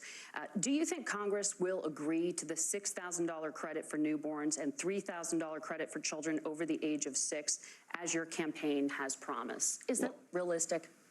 Well, if these members of Congress are listening to anybody, I can tell you, and this is the biggest issue. Everybody listening tonight knows. I mean, I'm sure they were shocked to hear it's not that expensive. And let's be clear, whether it's $5,000 or $6,000, that pays you about 3 or 4 months. Let's be clear of where we're at on this. It's because we got out of an imbalance on this. We thought we were going to get by not paying people. I don't think Senator Vance and I are that far apart. I'm not opposed to what he's talking about on options. We've done scholarships types of things. I think we need to be open to making the case. But the issue here is, the question you asked is, you're not going to pay for it with these tariffs. That's just adding another $4,000 on the family and taking less. So not only do they not get the money to pay for that, they're $4,000 in the hole. That's Wharton School. That's his alma mater. And so I think the issue here is, if those members of Congress, I can't believe they're not. When I go to businesses, sure, they'll talk about taxes sometime, but they will lead with childcare and they will lead with housing, because we know the problem is, especially in a state like Minnesota, we need more workers because our economy is growing, but we need the workforce. Governor, thank you. We need to move on. Nora? Let's talk about the state of democracy, the top issue for Americans after the economy and inflation.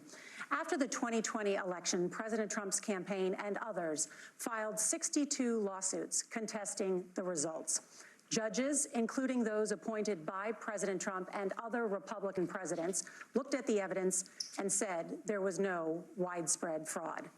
The governors of every state in the nation, Republicans and Democrats, certified the 2020 election results and sent a legal slate of electors to Congress for January 6th. Senator Vance, you have said you would not have certified the last presidential election and would have asked the states to submit alternative electors. That has been called unconstitutional and illegal. Would you again seek to challenge this year's election results, even if every governor certifies the results? I'll give you 2 minutes. Well, Nora, first of all, I think that we're focused on the future. We need to figure out how to solve the inflation crisis caused by Kamala Harris's policies, make housing affordable, make groceries affordable, and that's what we're focused on. But I want to answer your question because you did ask it. Look, what President Trump has said is that there were problems in 2020, and my own belief is that we should fight about those issues, debate those issues peacefully in the public square, and that's all I've said, and that's all that Donald Trump has said. Remember, he said that on January the 6th, the protesters ought to protest peacefully. And on January the 20th, what happened? Joe Biden became the president, Donald Trump left the White House, and now, of course, unfortunately, we have all of the negative policies that have come from the Harris-Biden administration. I believe that we actually do have a threat to democracy in this country, but unfortunately, it's not the threat to democracy that Kamala Harris and Tim Walz want to talk about. It is the threat of censorship. It's Americans casting aside lifelong friendships because of disagreements over politics. It's big technology companies silencing their fellow citizens. And it's Kamala Harris saying that rather than debate and persuade her fellow Americans, she'd like to censor people who engage in misinformation. I think that is a much bigger threat to democracy than anything that we've seen in this country in the last 4 years, in the last 40 years. Now, I'm really proud, especially given that I was raised by two lifelong blue-collar Democrats, to have the endorsement of Bobby Kennedy Jr. and Tulsi Gabbard, lifelong leaders in the Democratic coalition. And of course, they don't agree with me and Donald Trump on every issue. We don't have to agree on every issue, but we're united behind a basic American First Amendment principle that we ought to debate our differences. We ought to argue about them. We ought to try to persuade our fellow Americans. Kamala Harris is engaged in censorship at an industrial scale. She did it during COVID. She's done it over a number of other issues, and that to me is a much bigger threat to democracy than what Donald Trump said when he said that protesters should peacefully protest on January the 6th. Governor? Well, I've enjoyed tonight's debate, and I think there was a lot of commonality here, and I'm sympathetic to misspeaking on things, and I think I might have with the senator. Me too, man. There's one, though, that this one is troubling to me, and I say that because I think we need to tell the story. Donald Trump refused to acknowledge this, and the fact is that I don't think we can be the frog in the pot and let the boiling water go up. He was very clear. I mean, he lost this election, and he said he didn't. 140 police officers were beaten at the Capitol that day, some with the American flag. Several later died, and it wasn't just in there. In Minnesota, a group gathered on the state capitol grounds in St. Paul and said, "We're marching to the governor's residence, and there may be casualties." The only person there was my son and his dog, who was rushed out crying by state police.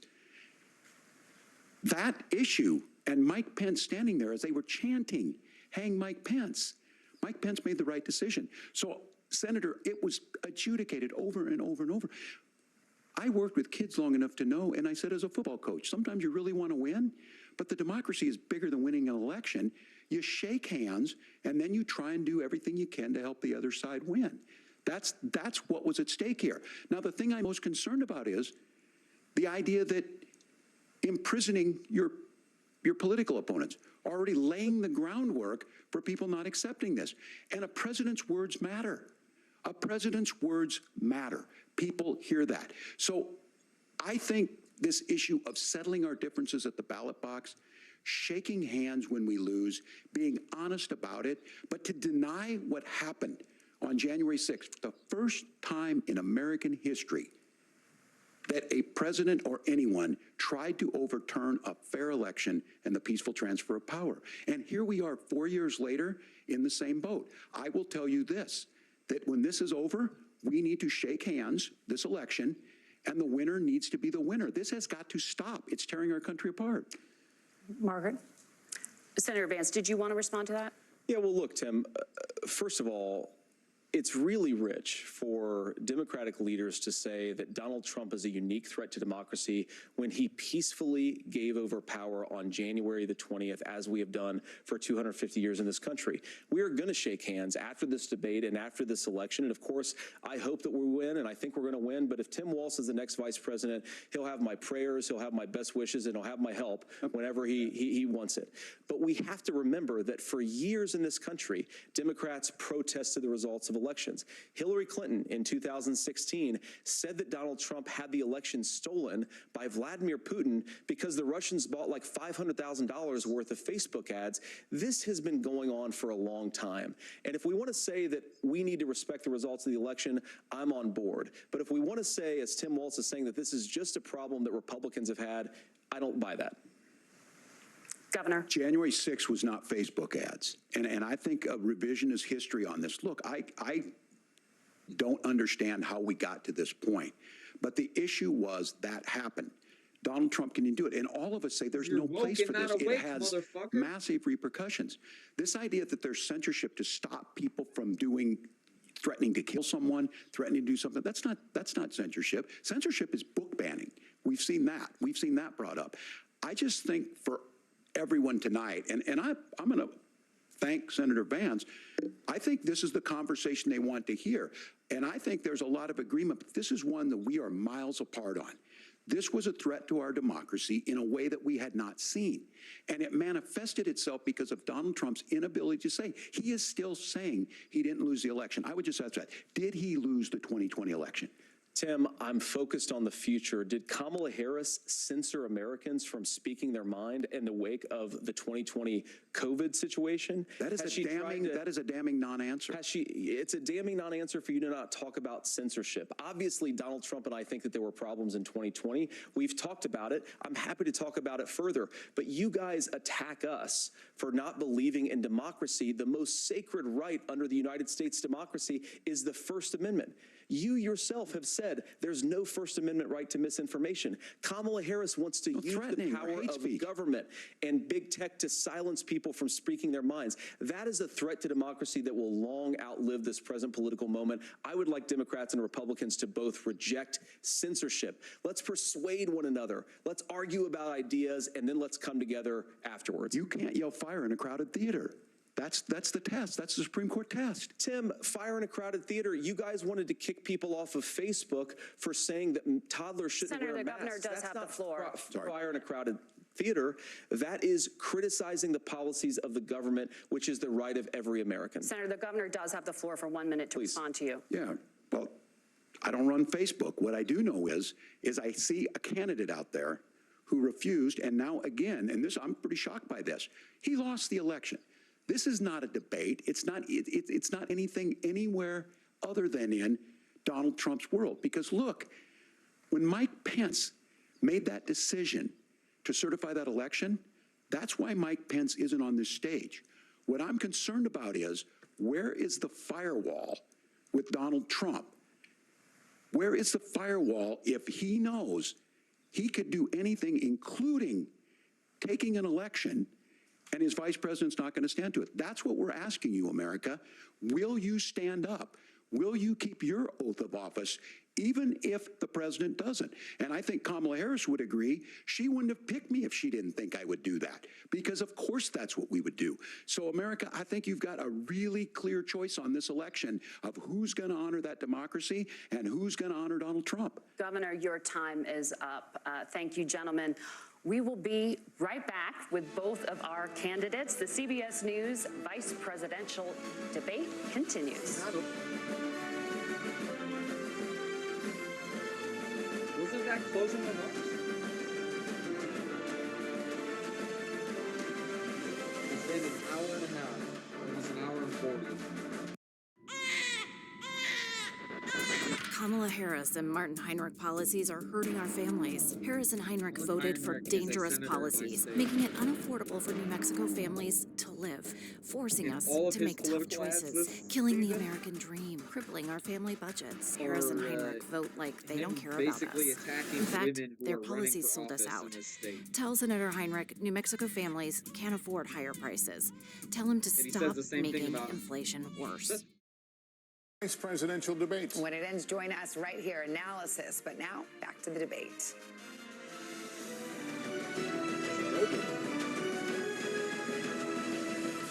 Welcome back to the CBS News vice presidential debate. It is now time for the closing statement. Senator Vance won the virtual coin toss and elected to go last. So, Governor Walz, you are first. You have 2 minutes. Well, thank you, Senator Vance. Thank you to CBS News. And most importantly, thank you to all of you. If you're still up and the folks who miss Dancing with Our Stars, I appreciate it. But look, the support of the democracy matters. It matters that you're here.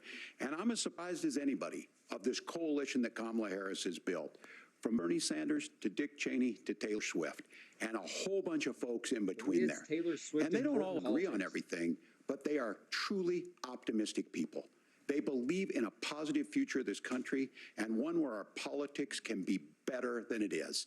And I have to tell you, that better than it is the sense of optimism that there can be an opportunity economy that works for everyone, not just to get by, but to get ahead. And the idea that freedom really means something. Not the freedom of government to be in your bedroom or exam room, but the freedom for you to make choices about yourself. Now, look, we all know who Donald Trump is. He's told us, and as Maya Angelou said, believe him when he told you that. His first inaugural address talked about American carnage, and then he spent 4 years trying to maybe do that. Senator Vance tonight made it clear he will stand with Donald Trump's agenda. He will continue to push down that road. Excuse me. Kamala Harris gives us a different option. Now, I'll have to tell you, I'm going to be careful about the quotes, but there's one that Senator Vance said that does resonate with me. He said, Donald Trump makes the people I care about afraid. A lot of America feels that way. We don't need to be afraid. Franklin Roosevelt was right. All we have to fear is fear itself. Kamala Harris is bringing us a new way forward. She's bringing us a politics of joy. She's bringing real solutions for the middle class, and she's centering you at the heart of that. All the while asking everyone, join this movement, make your voices heard. Let's look for a new day where everybody gets that opportunity and everybody gets a chance to thrive. I humbly ask for your vote on November 5th for Kamala Harris. Governor Walz, thank you. Senator Vance, your closing statement. Well, I want to thank Governor Walz, you folks at CBS, and of course the American people for tuning in this evening. And one of the issues we didn't talk about was energy. And I remember when I was being raised by my grandmother, when she didn't have enough money to turn on the heat some nights because Ohio gets pretty cold at night and because money was often very tight. And I believe, as a person who wants to be your next vice president, that we are a rich and prosperous enough country where every American, whether they're rich or poor, ought to be able to turn on their heat in the middle of a cold winter night. That's gotten more difficult thanks to Kamala Harris's energy policies. I believe that whether you're rich or poor, you ought to be able to afford a nice meal for your family. That's gotten harder because of Kamala Harris's policies. I believe that whether you're rich or poor, you ought to be able to afford to buy a house. You ought to be able to live in safe neighborhoods. You ought to not have your communities flooded with fentanyl, and that too has gotten harder with because of Kamala Harris's policies. Now, I've been in politics long enough to do what Kamala Harris does when she stands before the American people and says that on day one, she's going to work on all these challenges I just listed. She's been the vice president for 3.5 years. Day one was 1,400 days ago, and her policies have made these problems worse. Now, I believe that we have the most beautiful country in the world. I meet people on the campaign trail who can't afford food, but have the grace and generosity to ask me how I'm doing and to tell me they're praying for my family. What that has taught me is that we have the greatest country, the most beautiful country, the most incredible people anywhere in the world. But they're not going to be able to achieve their full dreams with the broken leadership that we have in Washington. They're not going to be able to live their American dream if we do the same thing that we've been doing for the last 3.5 years. We need change. We need a new direction. We need a president who has already done this once before and did it well. Please vote for Donald Trump. And whether you vote for me or vote for Tim Walz, I just want to say I'm so proud to be doing this, and I'm rooting for you. God bless you, and good night. Man, so look, I took fucking notes, okay, during this debate. Did I transition yet? Yeah, I did. All right. Not that kind of transition either.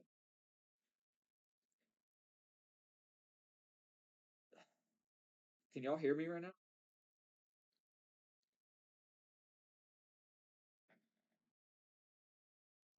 Look, man, we're going to start from the beginning. All right. I'm going to say this debate was way better than Kamala and Trump, but I think that has to do more so with Kamala than Trump, because if you saw Trump with Biden, Trump was really trying to do policies, and because it was so close to the time of the first assassination attempt on Trump, Biden tried to refrain from like the bullshit, you know what I'm saying? Seems low. Yeah. What about now?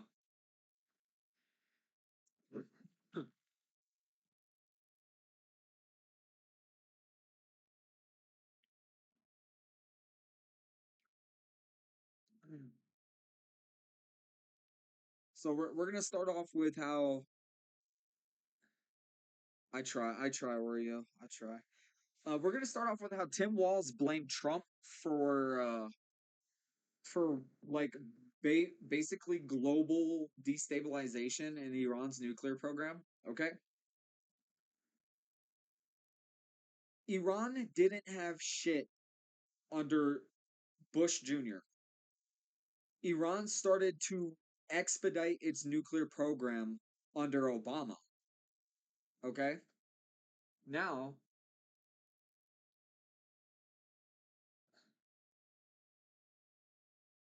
so like you can go look it up, right? There was an event called Stuxnet. Okay, Stuxnet was an operation by Israel and the CIA to infect Iran's nuclear like centrifuges, like their nuclear program, like equipment, with a virus to cause it to overload and be destroyed. Okay, Stuxnet occurred in 2010.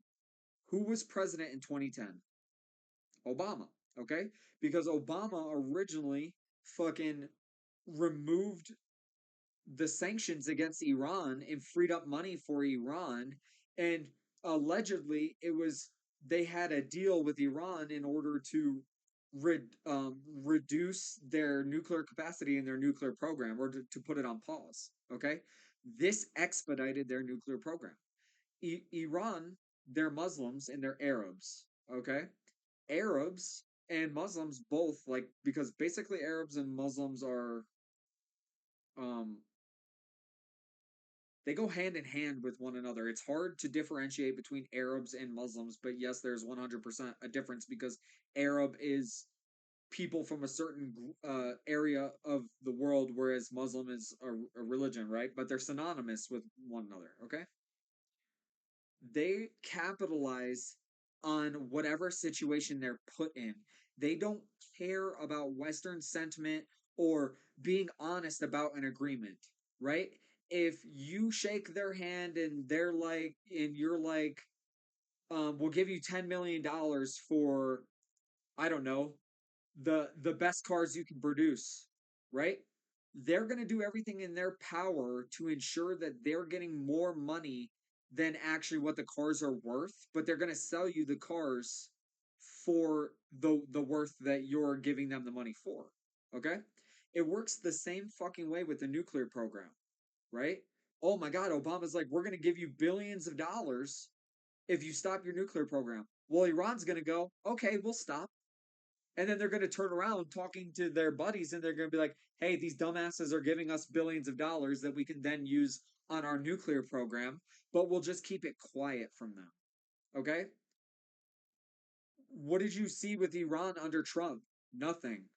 Nothing. They were starting to become impoverished again and not able to expedite their nuclear program because Trump fucking removed the negotiations that Obama made with Iran and started sanctioning Iran again. Fucking Biden gets in office as president with Kamala Harris as vice president. They then remove those sanctions and and then they unfreeze $100 billion for Iran to start using. What do you think they fucking did with that $100 billion?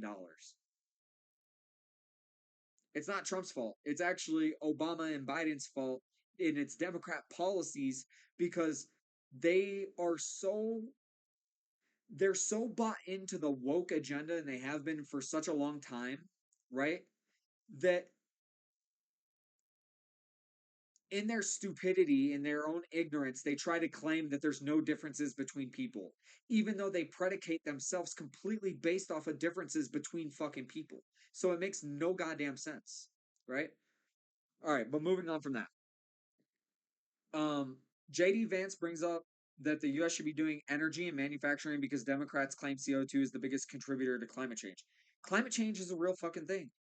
Most Republicans don't deny it in the sense that how Democrats push it. If you come to me and you talk to me about climate change, I'm going to tell you, yeah, climate change is a real thing. I personally don't believe that climate change is completely happening because humans are putting CO2 into the atmosphere. Guess what? There was a time on Earth where there was more CO2 in the atmosphere and it was fine. The climate was more tropical. Fucking animals, creatures were all bigger because there was more CO2 in the atmosphere. Because there was more CO2, vegetation was bigger. Because vegetation was bigger, herbivores were bigger. And because herbivores were bigger, fucking carnivores were bigger, right? You just get obviously there is a threshold where you can get to a point where you have too much CO2 and it's not good, right? But we're nowhere near that part. And at the same time, as they talk about climate change, all of the people, all of the fucking scientists who actually study the geology and the geological periods of the Earth for heating and cooling are saying that we are in an interglacial period of warming, right? The climate's going to get warm. Now they're saying, oh, we got to stop warming the planet, right? More people die every year because of the cold than the heat. So do they really care about people, right? I'm not saying, hey, let's not lessen our impact, okay? I'm the kind of guy where when I go to a parking lot, I pick up trash if it's in front of me. Or if I'm just really pissed off that day, I'll go out of my way to pick up trash because people at Walmart and, the Walmarts around me, that's where all the Democrats go to fucking shop. They're so fucking trashy and they care so little about the environment. They won't even walk a couple steps to throw away their trash in a fucking garbage can in the Walmart parking lot. All right? So JD Vance brings up we should be doing energy and manufacturing in the US because we do have the cleanest energy and the cleanest manufacturing because Western society does. They produce the lowest amounts of CO2 and they have the lowest amounts of waste because of the regulations we already have on the energy sector and manufacturing. China and India don't have these. The Middle East does not have this. South America, Africa, they do not. South America a little more so, but Africa absolutely doesn't. They do not have these regulations. The biggest contributors to CO2 and pollution in the world are the Southeast Asian countries, Africa, and the Middle East. And I don't know if y'all know this, but obviously China and India have the biggest populations on planet Earth, and they account for like 50% of all people on planet Earth. But the Middle East does not, and they have a bigger CO2 impact than Western countries because of how they do energy. They don't care. All they care about is the money. That's all they fucking care about. So JD Vance is bringing out what he brought up is valid.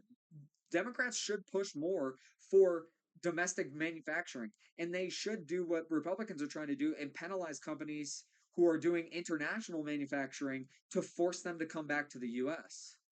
Because the US still has the highest GDP. They still export, they still import, we still import a lot of shit, blah, blah, blah, you know, whatever. We have a high demand because we have a consumer based economy. So manufacturers want to sell in the US, they want to sell to the US. And if you make it to where they have to produce in the US, they're going to take that option, right? Because they still want to make the money. All right. Tim Walz tried to bring up the Inflation Reduction Act.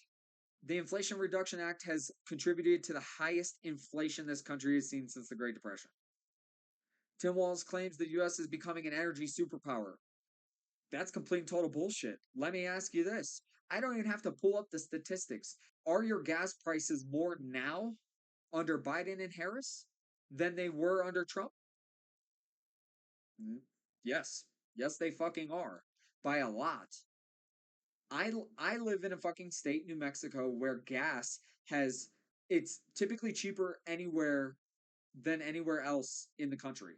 Right? We're sitting at 2.50 per gallon right now. Under Trump, we were at like 1.30 or some shit like that. And that was like at the high, that was when gas was the most under Trump. We're not becoming an energy superpower.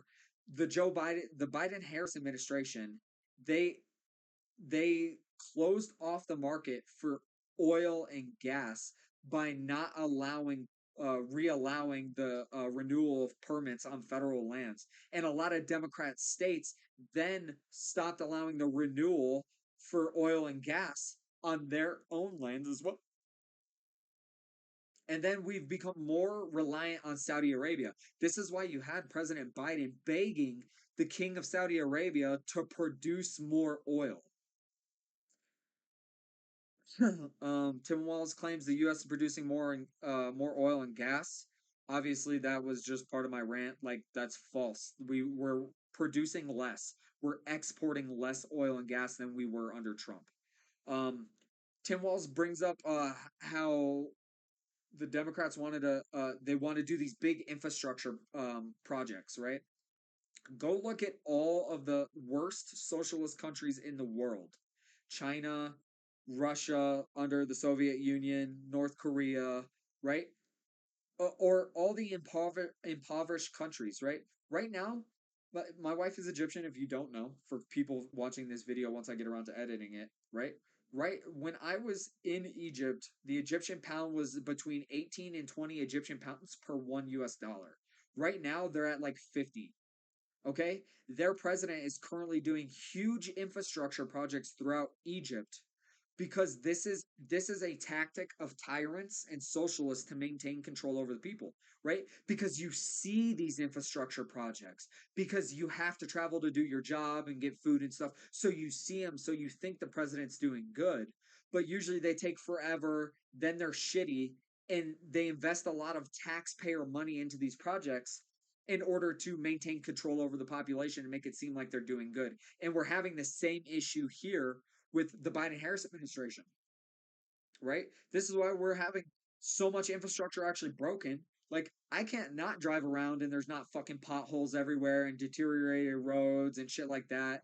You know, you got bridges in fucking Maryland collapsing, you know, from fucking, boats hitting them and stuff like that. You know, that's a whole nother sector of issues, but infrastructure projects are a good symbol of totalitarianism. Okay, so future reference.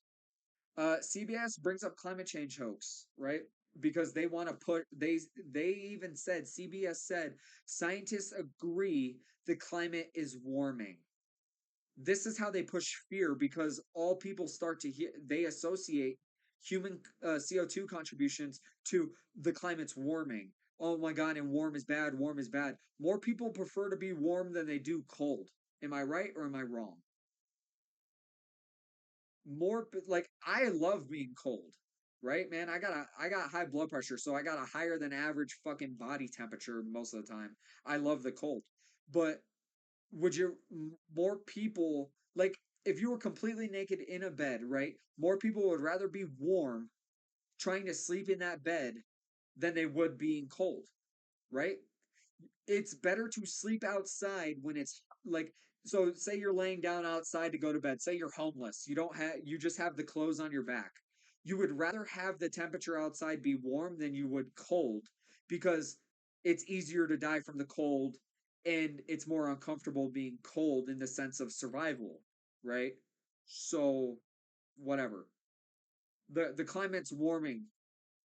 Things on Earth change. We have periods of cooling, periods of warming, you know? JD Vance brings up fentanyl and illegal immigration issues. Yeah, I live here on likely harass or restricted. Wow, hey, look, Twitch is actually doing something productive with the people trying to sell fucking viewers. Um, JD Vance is 100% accurate. Illegal immigration and fentanyl is destroying this country, especially in the American Southwest. There are more people in this country who have died from fentanyl in the last 3.5 years than gun violence. A majority of people who die to gun violence as well, it's self-inflicted and gang related. So it's usually like two criminals killing each other with guns, right? Or it's people committing suicide with a gun. Democrats are pro-suicide. They feel that you should be allowed to commit suicide. So why aren't they being honest with people that a majority of gun-related injuries and deaths are due to self-inflicted GSWs and gang violence, right? But so JD Vance is 100% right. Fentanyl is rampant in this fucking country. It's been more rampant since the emergence of this illegal immigration fucking crisis, because if y'all don't know, almost all of the fentanyl in this country is manufactured in China, shipped from China to Mexico to the cartels, and then the cartels bring it into this country to sell, right? JD Vance brought up the fact that DHS, Department of Homeland Security, this was a couple months ago, they released a statement. They testified to Congress that they have lost track of over 320,000 children.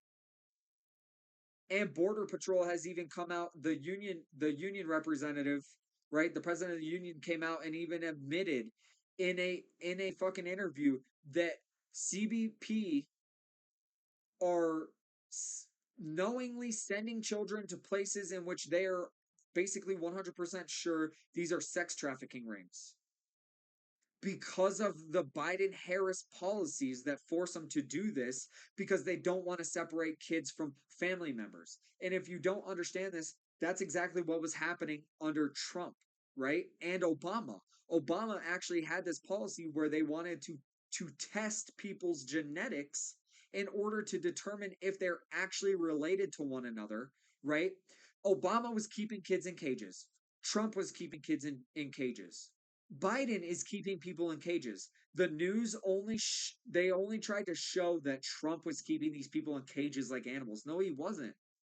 This is just common practice because we're having unprecedented levels of illegal immigration. We don't have the facilities to house all these people, and you can take them out now.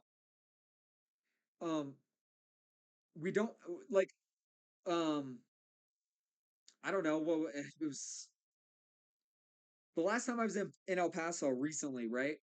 We just drove by a huge fucking complex built in El Paso by CBP to house illegals, and it was all chain link fence, barbed wire, and fucking security guards around. Right? Illegal immigration is a huge fucking problem in this country, and it's even worse on the southern border. Right? But over 320,000 kids are gone. DHS has no idea where they went. None. Absolutely none. Right? Tim Walz brought up the border bill. I did bring this up a little bit, but the whole reason that border bill was shot down is because it was like 110 billion or 120 billion dollars was allocated to this bill. Okay?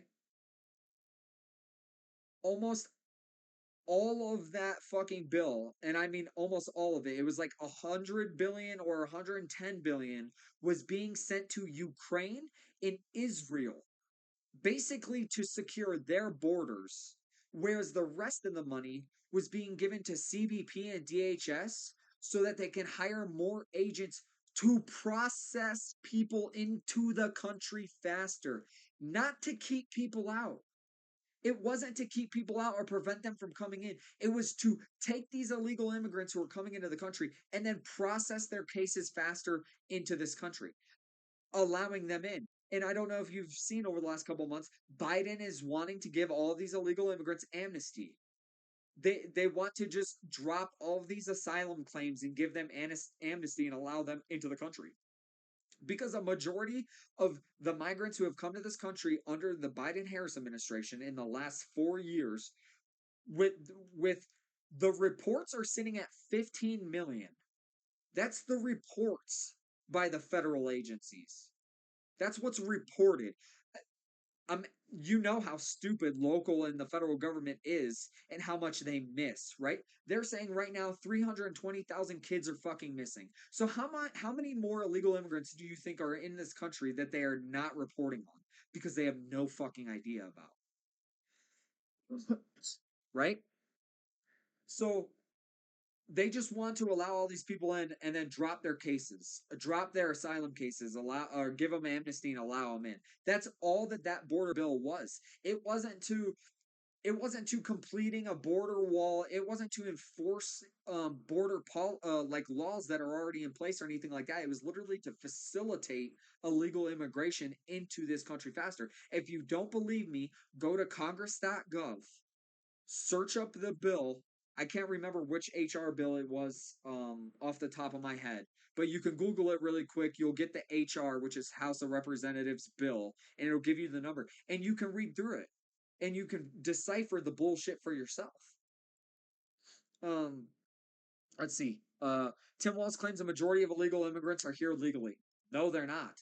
That's why they're illegal immigrants. But Democrats want to change the definition of what an illegal immigrant is and what a legal immigrant is. And this is what JD Vance brought up, is how they come here illegally, but then they can apply for asylum or something, which grants them legal status. But they initially entered this country illegally. Okay? I don't know if y'all know this as well. A couple months ago, I was in jail. A majority of the people in jail with me were illegal immigrants who were being brought up on drug trafficking and human trafficking charges and illegal unauthorized entry into this country. There was a dude on the day of my sentencing, right, who was in jail when my younger brother was in jail, who knew my younger brother, who was in jail then for unauthorized entry into the country. And then he was deported and came back and got caught again. And he was being charged with unauthorized entry into the country. Right? Same fucking dude. I mean, he seemed like an all right dude, other than coming into this country illegally. You know, like he wasn't aggressive. He didn't seem too fucked up. He seemed like a person who really just wanted to come to this country. And I don't blame him, because what we're supposed to have in this country is amazing. And I do think that the immigration process needs a lot of fucking help, because my wife and I have been going through the legal migration process and it's been a fucking nightmare. All right? Um all illegal immigrants are here illegally. That's why they are illegal immigrants. They're trying to change the definition of what constitutes as an illegal immigrant and a legal immigrant, which is bullshit. If you come here illegally, or if you come here with a fraudulent case of asylum, that is still illegal. It's fraud and it's illegal. All illegal immigrants are criminals because they've started off their tenure in this country by breaking the law and coming here illegally. Tim Walz, oh yeah. Tim Walz kept bringing up, oh my God, Republicans are dehumanizing people and demonizing them and stuff like that. While Tim Walz at the beginning of the debate, primarily, and then a little bit he kind of eased off it. But he was constantly attacking JD and Trump. Everything was Trump's fault, and he was basically trying to say that JD was Trump's lackey, even though they kept referencing the fact that JD disagreed with stuff with Trump, because Republicans aren't a cult. they do disagree with each other. They disagree with each other. They're exposed to disagreeing with each other. They admit to disagreeing with each other, but yet you still have Trump and JD Vance running together as president and vice president. That is part of the checks and balance of honest politics in this fucking country. When you have people who are close to the same position of power, but they disagree with each other and they will openly disagree with each other instead of toting the fucking party line.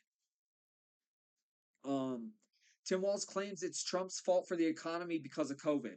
That's funny because in the debate with Kamala Harris and Trump, Kamala Harris blamed China for COVID. Also, let me explain this to y'all because my wife and I were in Egypt at the beginning of COVID and we got married and we were trying to come back. Trump wanted to initially stop international travel to the United States. Not like cargo ships and shit like that, right? Because that's an easy fix. But international travel, he wanted to stop that to prevent COVID. Democrats then started attacking him, calling him racist for that policy, right? Then they wanted to close everything down. And then when Trump was speaking out against the vaccinations and COVID, and he was saying it wasn't that bad and stuff like that, Democrats then kept fear mongering and attacking Trump, saying he's a tyrant, he's a liar, all of this shit over COVID, and forced the country to close down. The economy tanking because of COVID is because of the response of the Democrat Party being in the majority position of power in this fucking country and closing everything down, right? Where the main economic hubs in this country are cities ran by Democrats. Los Angeles, Chicago, San Francisco, New York City, fucking all of the union work is in Michigan, so like fucking Michigan, obviously. Houston, Dallas, Austin, those are all Democrat cities in Texas, right? The only place that doesn't have cities controlled by Democrats that has like economic relativity, like an actual impact on the economy, is probably like Miami. And that's basically all their money is generated by tourism. But the actual economic hubs of this country are controlled by Democrats. And they were all shut down due to fear mongering from Democrats over COVID. So you have two options with the blame for the economy in COVID. It's either it was the Democrats' fault because they were in charge of the economic hubs of this country and they shut everything down. They threw people in prison and in jail and brought them up on retarded ass charges for failing to comply with COVID restrictions, right? They closed down small businesses, but they allowed all the big businesses to stay open, right? Democrats love them some big business, but then they demonize Trump for cutting tax breaks, which incentivize companies to actually operate in the United States. Okay. So the two options are it's Democrats' fault because they're in control, or um the economy just tanked because of COVID, right? Uh, Tim Walz was pushing really hard on trust the professionals. They fired all the professionals during COVID. All of the medical professionals who had common sense and decency to go, wait a minute, let's not force people to get a vaccine because it's unethical to force people to force them to do something with their body that they don't want to do, and it's unethical to force them to do that with an experimental fucking vaccine. They all got let go by the medical community. All of the scientists who were coming out speaking out against forced vaccines and shit like that against the experimental COVID mRNA technology, they were cut from the scientific community. Then Biden gets in, and guess what? They start purging the United States military of competent leaders, targeting conservatives in the military and claiming they're radicals and extremists and removing them from the military. Professionals in this country are fucking gone. Right? Look at your wait times at medical centers now, emergency rooms. Look at how little like effective medical treatment you're actually fucking receiving. I've heard nothing but people having issues when they go in to get a medical procedure done because they fucked it up because of malpractice. I'm sorry, but if you're trusting professionals now, but look at it, Democrats are going to keep telling you, trust the professionals, trust the professionals. They're saying trust them because they want you to give up all of your freedom to them so they have complete and total control over you. What dictates someone as a professional? Because if you come to the blue collar workers in the United States, they're going to tell you the fucking blue collar workers are the fucking professionals, not the white collar workers who get all the money who don't do shit and they get all the money just because they have a degree, but they actually don't know what the fuck they're talking about. It's the same thing everywhere you go. Blue collar workers are the fucking professionals because they apply common sense to their trade and they actually work their fucking trade. Tim Walz brings up the trade deficit. I brought this up in the last debate. There's nothing wrong with a trade deficit. A trade deficit can go both ways. You'll have a deficit if you're exporting more than you're importing. You'll have a trade deficit if you're importing more than you're exporting. It just depends on which side you're looking at it from. The economy was good under Trump. So if we were running a trade deficit under Trump, and guess what? They're bringing up the fact that during COVID, the economy shut down across the globe, right? So yes, of course, there's going to be a trade deficit, but we had a trade deficit under Trump. This is what they keep claiming, but we had a good economy. So it kind of sounds like we should probably have a trade fucking deficit because we have a good economy under a trade deficit instead of a non-trade deficit. So I don't understand this fucking claim. Someone explain it to me because the trade deficit didn't negatively impact the middle class or the lower class in the United States under Trump. Food was cheaper, energy was cheaper, rent was cheaper, fucking all your other bills were, everything was cheaper. Gas was fucking cheaper. Everything was fucking cheaper under Trump. The economy was better.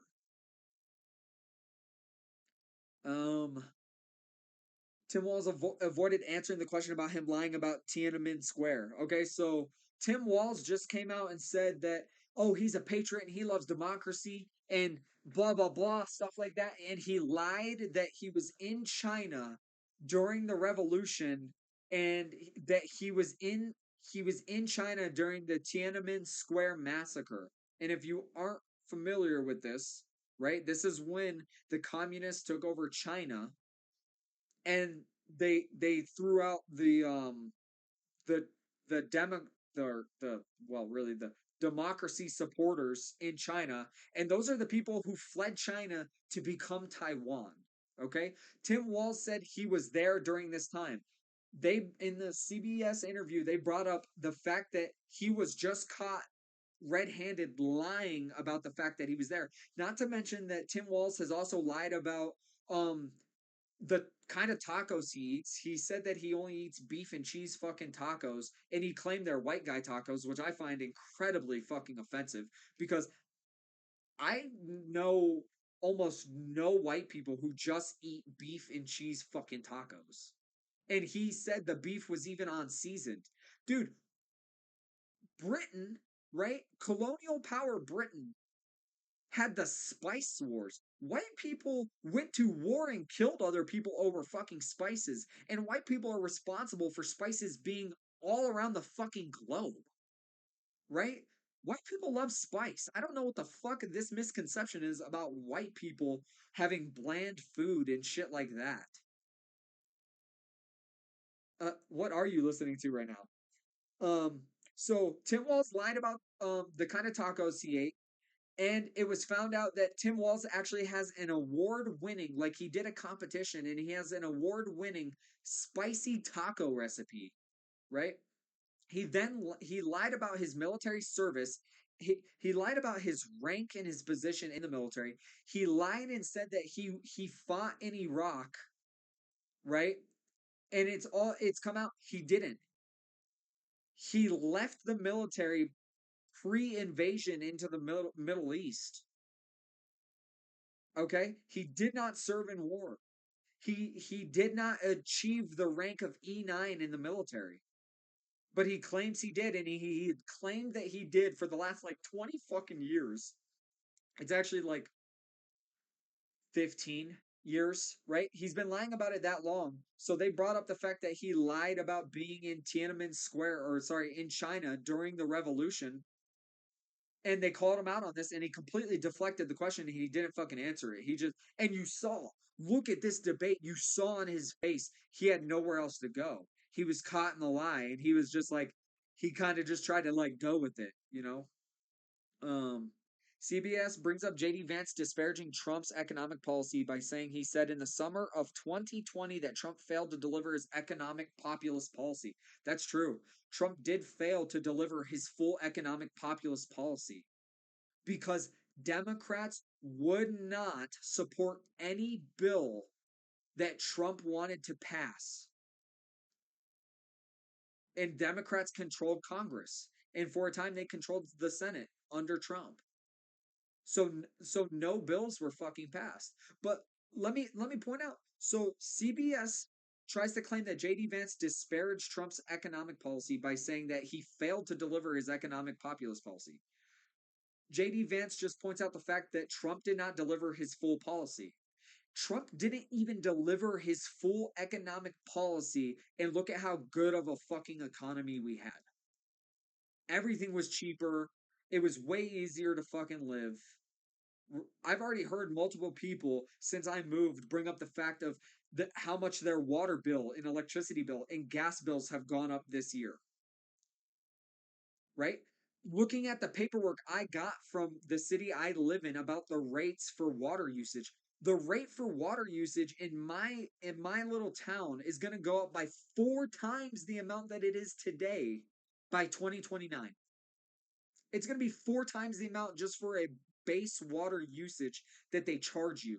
Not to mention that the amount in which they charge you for is going to go up as well. So they have a base charge, and that's just what they charge you no matter what, no matter how much you use. And then they charge you based off of how much you use. So the base charge is going to go up by 4 times, along with how much you like the usage rate for fucking water.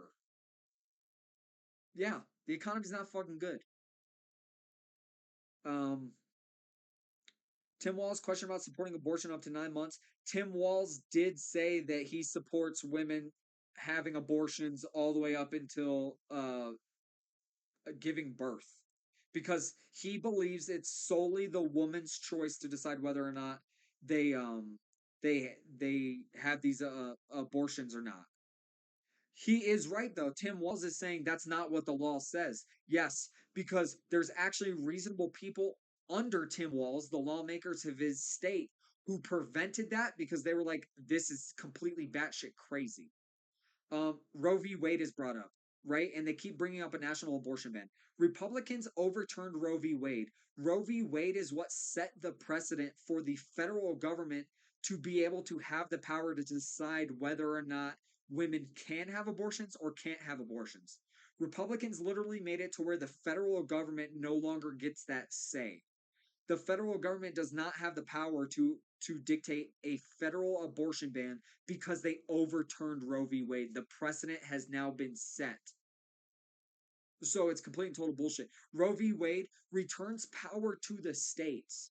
Yes, there's going to be some states that you don't like their decisions. There's going to be some states you do like their decisions.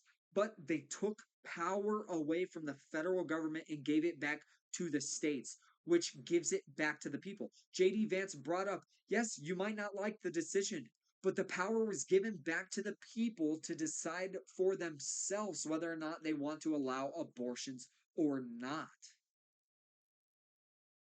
I'm sorry, that's just a positive to me. You're giving the power back to the people. If you live in a state where they voted to be against abortion, well, now you know you should probably move out of that state and go live somewhere that you support, because a majority of the people in your state voted against for something that you don't agree with, or against something that you don't agree with. This is the best part about having 50 fucking states and having states, because states are little cultural identities in the United States. And Democrats are trying to wipe out the individual cultural identity of the states so that the federal government could assume total and complete control over the states because they want one homogenized cultural identity that the federal government fucking dictates what you do and what you don't do. We do not want that. We love freedom in this country. We love other people to have freedom, right? And that's what overturning Roe v. Wade does. It gives more freedom to people. If only we evolved to not need water, right? Tim Walz claims Project 2025. They keep saying this shit. Trump already came out and said Project 2025 is not his. He has nothing to do with it. The CEO of Heritage Foundation quit being the CEO. He stepped down from being the CEO after they kept saying that Project 2025 was Trump's. And he did an interview where he said it's not. Project 2025 is literally a copy and paste of the same like game plan for conservatives to follow that the Heritage Foundation has been posting for the last 50 years. And there's not really anything too bad or radical in the fucking project. So it's complete and total bullshit. Trump's agenda is literally called Agenda 47 because he's saying he's going to be the 47th president of the United States. And so it's going to be his agenda, Agenda 47. That's what Trump is saying is his political agenda. Tim Walz brings up fertility treatments for him having kids. Yep, this is true because he claimed that his kids, he had them through IVF, like completely through IVF, and he lied about it. So that's another lie that he was caught in. So now he changed his rhetoric to say that he had fertility treatments for him having kids. Tim Walz tries to bring up abortion-related deaths to fearmonger. People die of all sorts of shit all around the country all the fucking time, right? How can you bring up a woman dying due to an abortion, which I haven't, he brought up the woman's name, but I didn't see any evidence. He didn't present any evidence for it except for a story. I'm sure you could probably Google the name and find out, but he said that she died during travel between the states. You have foreign women who travel to this country specifically while they're in they're late term pregnant in order to give birth to their kids here so their kids are American citizens. They're traveling across the other side of the fucking world. That was just Tim Walz trying to pull on everybody's heartstrings about a sob story. And you know what? That's a little detached for me because it's unfortunate that that woman died. If she is real, and regardless of what the cause is, it's unfortunate that she died. But people die. People die from everything all the time, right? Tim Walz says it's women's decisions on abortion only. Completely disagree. It takes two to tango. Now, if the federal government wants to come out and dictate a law that states specifically that men no longer are legally required to provide for a child in any capacity whatsoever, as in you are no longer able to take a man to court for alimony or child support or any of that kind of shit. Sure, then I'll say, women, go ahead. You have you get the sole authority to decide whether or not you have a child. But you don't get to hold men responsible for paying for children that they've had with a woman because you're saying they consented to it, they knew what they were getting into, they're held liable. But then a woman is completely to have the power to decide whether or not she can have an abortion or not. If women have the sole authority over deciding whether or not they have an abortion, men can no longer be held responsible in any capacity for those children. And then we have to rely on a system of men finding themselves morally responsible for those children, which I agree with in the first place. You shouldn't be forced as a man legally to have to take care of your kids. You should morally take care of your kids because they're your kids, right? But I'm saying if Democrats want to make it to where women only have that means women they're giving them the power to trap men and control them for basically their entire lives for child support, because depending on what state you live in, they do child support and stuff like that past the age of 18, or they make the man have to pay for college and all these other things. And guess what? Divorce courts, child support, fucking like family related issues in court heavily are biased in favor of women in the first place. So, sure, I disagree with women having the power to decide abortion for themselves. I'm not saying the state government or the federal government. I'm just saying women shouldn't have that right to themselves, because it does take two to tango. But here's my solution. If you want to give that right to women, men can no longer legally be held responsible for anything involving those children. Period. You don't get to entrap one gender, one entire gender, by the other gender with kids, and then women have the sole authority over deciding whether or not they have them or not. And then guess what? Then they would get to go to take a man to court, and then that man is now legally held responsible for taking care of that child. No, that's fucking bullshit. Sorry, I disagree. But the reality of the situation and a logical approach is, someone told me that some famous people pay women over 100K. Oh yeah, exactly, because they don't do it based on the actual rate in which it takes to raise a child. They do it based off of how much fucking money you make, which is bullshit. Um CBS claims kids are more likely to die by firearms. That's bullshit. Kids are more likely to die from obesity and fentanyl, like drugs and obesity. There are more kids who are obese, which is going to have a higher impact on them in the future and reduce their life expectancy than fucking guns. All right. And then they brought up the fact that parents in Michigan, was it Dearborn? I don't remember what city it is, but there were parents who were convicted because their son committed a mass shooting in Michigan, and they convicted the parents. And then CBS brought up, do you think holding parents responsible um, for this would reduce mass shootings? No. I actually think it would incentivize people to commit more of these atrocious fucking acts, because kids who go and commit mass shootings are already fucked up in the head, and typically they already come from a very fractured and broken and fucked up home. They have no support system. So now they don't just see it as, okay, I'm going to deal with my own problems. Now they see it as, oh, I can fuck it. My parents treat me like shit. Well, guess what? I can fuck them over by going to do this. I don't think it would reduce mass shootings. JD Vance had it right when he countered this by saying we have a mental health epidemic in this country. We do.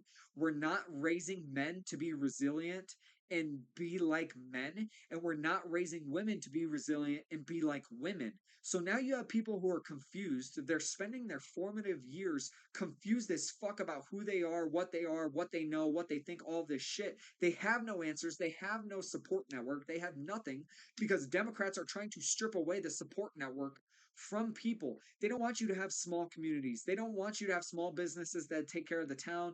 They don't want you to have fucking churches and your religious community. They only want you to have Big Brother as your fucking community, and that's a terrible support system. JD Vance is right. The issue in this country is mental fucking issues because of political indoctrinations that are counterintuitive to the natural order of things. Right? I do work. I'm trying to do Twitch and YouTube and stuff like that.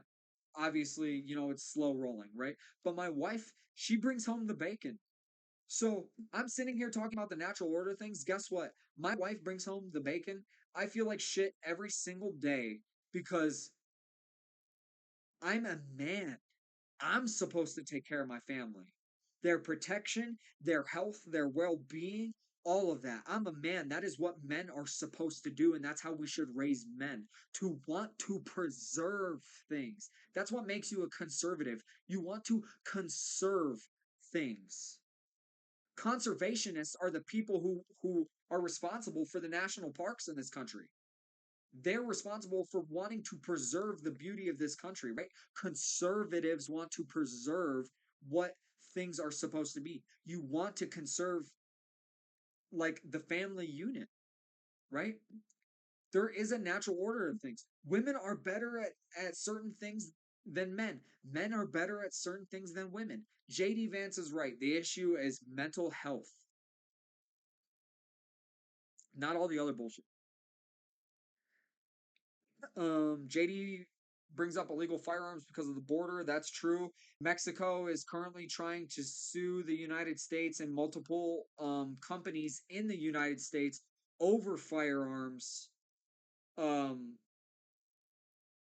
that the cartels are allegedly using. Yeah, illegal firearms because of the border issue is a huge fucking issue. Because guess what?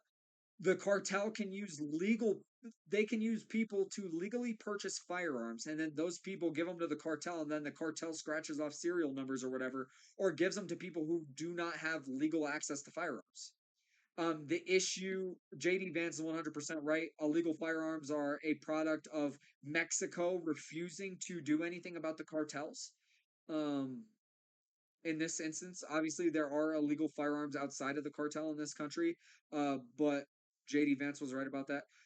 They brought up securing schools. Why are Democrats so fucking opposed to hardening schools?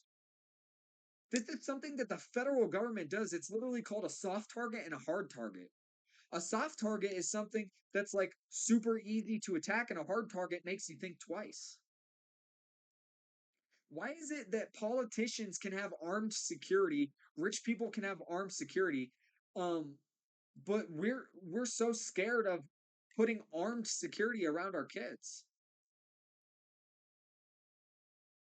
Guess what? Democrats want to keep letting in illegal immigrants and people from all over the world, and then telling them they don't have to assimilate to our customs and values. Well, guess what? Our customs and values used to be pro Second Amendment. Everybody had guns. Everybody respected firearms. We didn't have all these mass shootings. You start letting in people who are not becoming homogenous. They're not they're not assimilating to American culture and our attitude towards firearms and shit like that. Of course, you're going to see shootings all over the place. You're going to see all these terrible acts and shit like that because you do not want Democrats do not want people to adopt the American spirit and the American way of life. They just want them to take advantage of the system and gain power. That's it. My parents grew up with fucking teenagers. Fucking all the teenagers had rifles and shotguns in their fucking trucks and cars and stuff at school.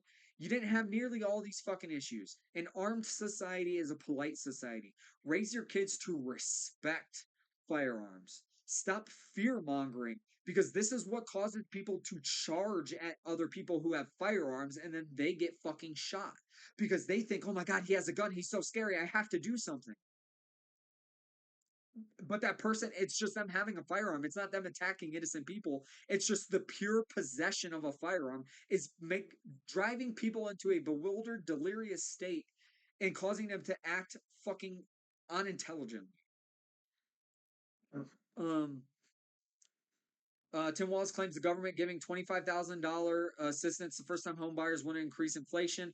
100%, yes, it would, because it would people would take forever to pay it back, and I'm sure Democrats would just want to give amnesty for that money, which would just add to the deficit. JD Vance brought up the fact that it's illegal immigration driving up home prices. Yes, it is, because the federal government is subsidizing homes, apartments, Airbnbs, anywhere for illegal immigrants to live. The federal government is paying for, which has caused the market to explode, and everywhere is charging higher rates because there's a home shortage because it's being occupied by illegal immigrants. Tim Walz said we have 4 million home shortage in this country. Wow, imagine that. How many tens of millions of illegal immigrants have come to this country under the Biden-Harris administration, and where are they being housed? Homes, hotels, motels, Airbnbs, any kind of housing apparatus. Yeah, the best way to deal with a school shooter is to shoot the school shooter. That's also something I think they need to start doing. Just take out the school shooter. Because when the fear of death is what drives a lot of people to not commit a certain action. But if you know you can just throw down your firearm and not get shot by the police immediately, then you have in your head, oh, I can accomplish my goal and get away with it. Yeah, sure. I'll be thrown in prison for whatever because Democrats also want to get rid of the death penalty. They're like, oh, I still get to live my life. Yeah, I'll be in prison, but I'll be alive. They need to start executing people who commit mass shootings. You have all the evidence. You have the dead bodies. Start doing it and start publicly broadcasting these executions so that all of these sick and fucked up people in the head can stop thinking they can get away with it without losing their own life. But that's besides the point. It will inflate the economy. JD brought up making cheaper energy to bring down prices. We already saw that under Trump. That's 100% true because when energy costs are cheaper, everything is reduced because you can transport everything cheaper.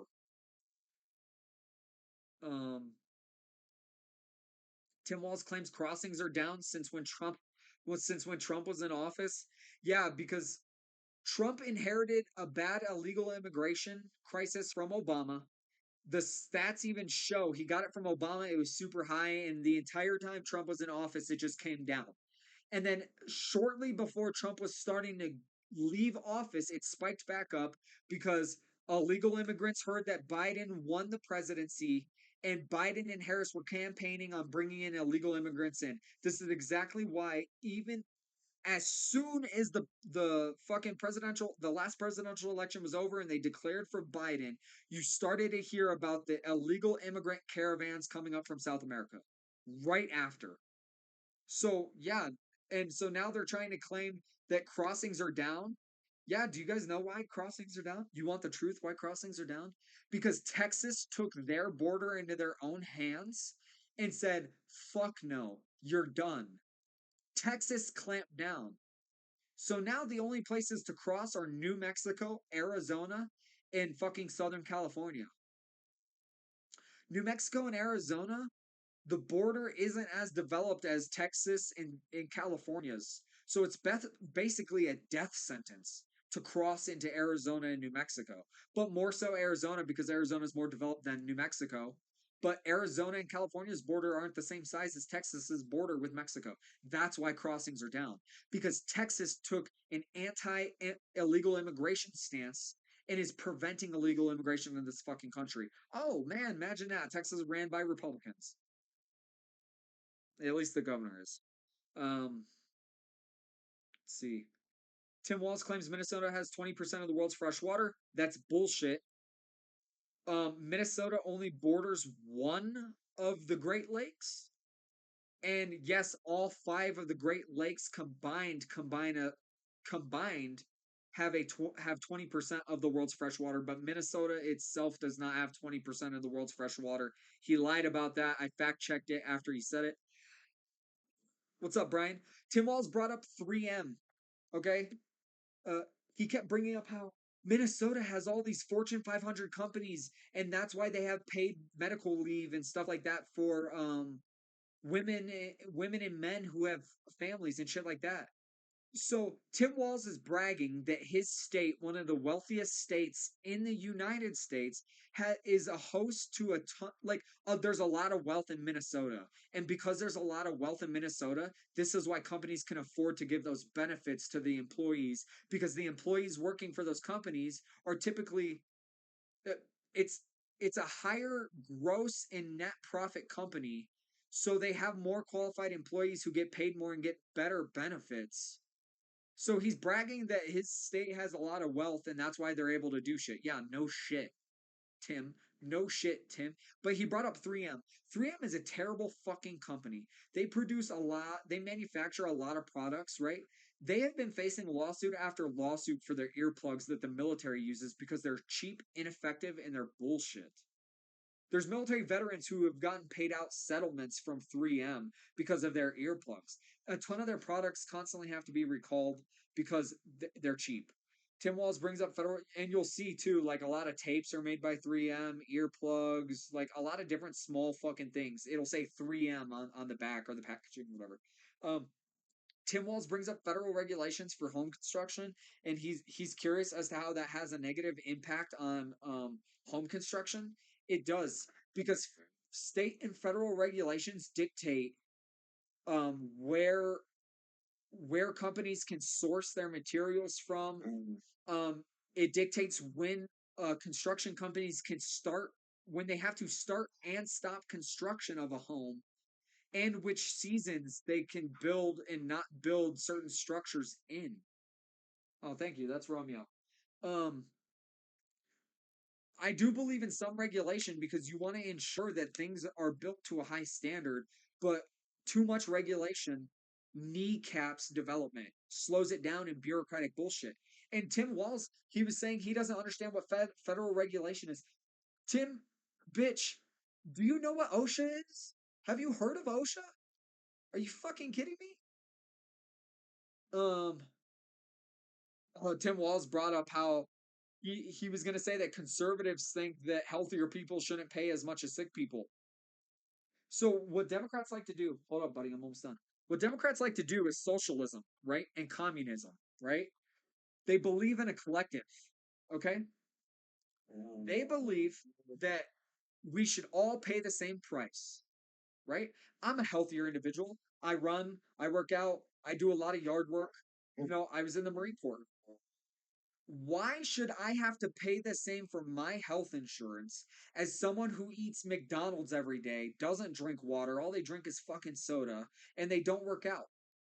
They are going to typically, on average, most likely, have way more medical issues and health issues than myself.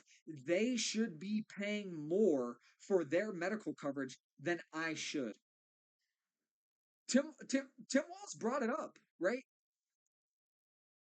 Yeah, they are. It's all bullshit, right?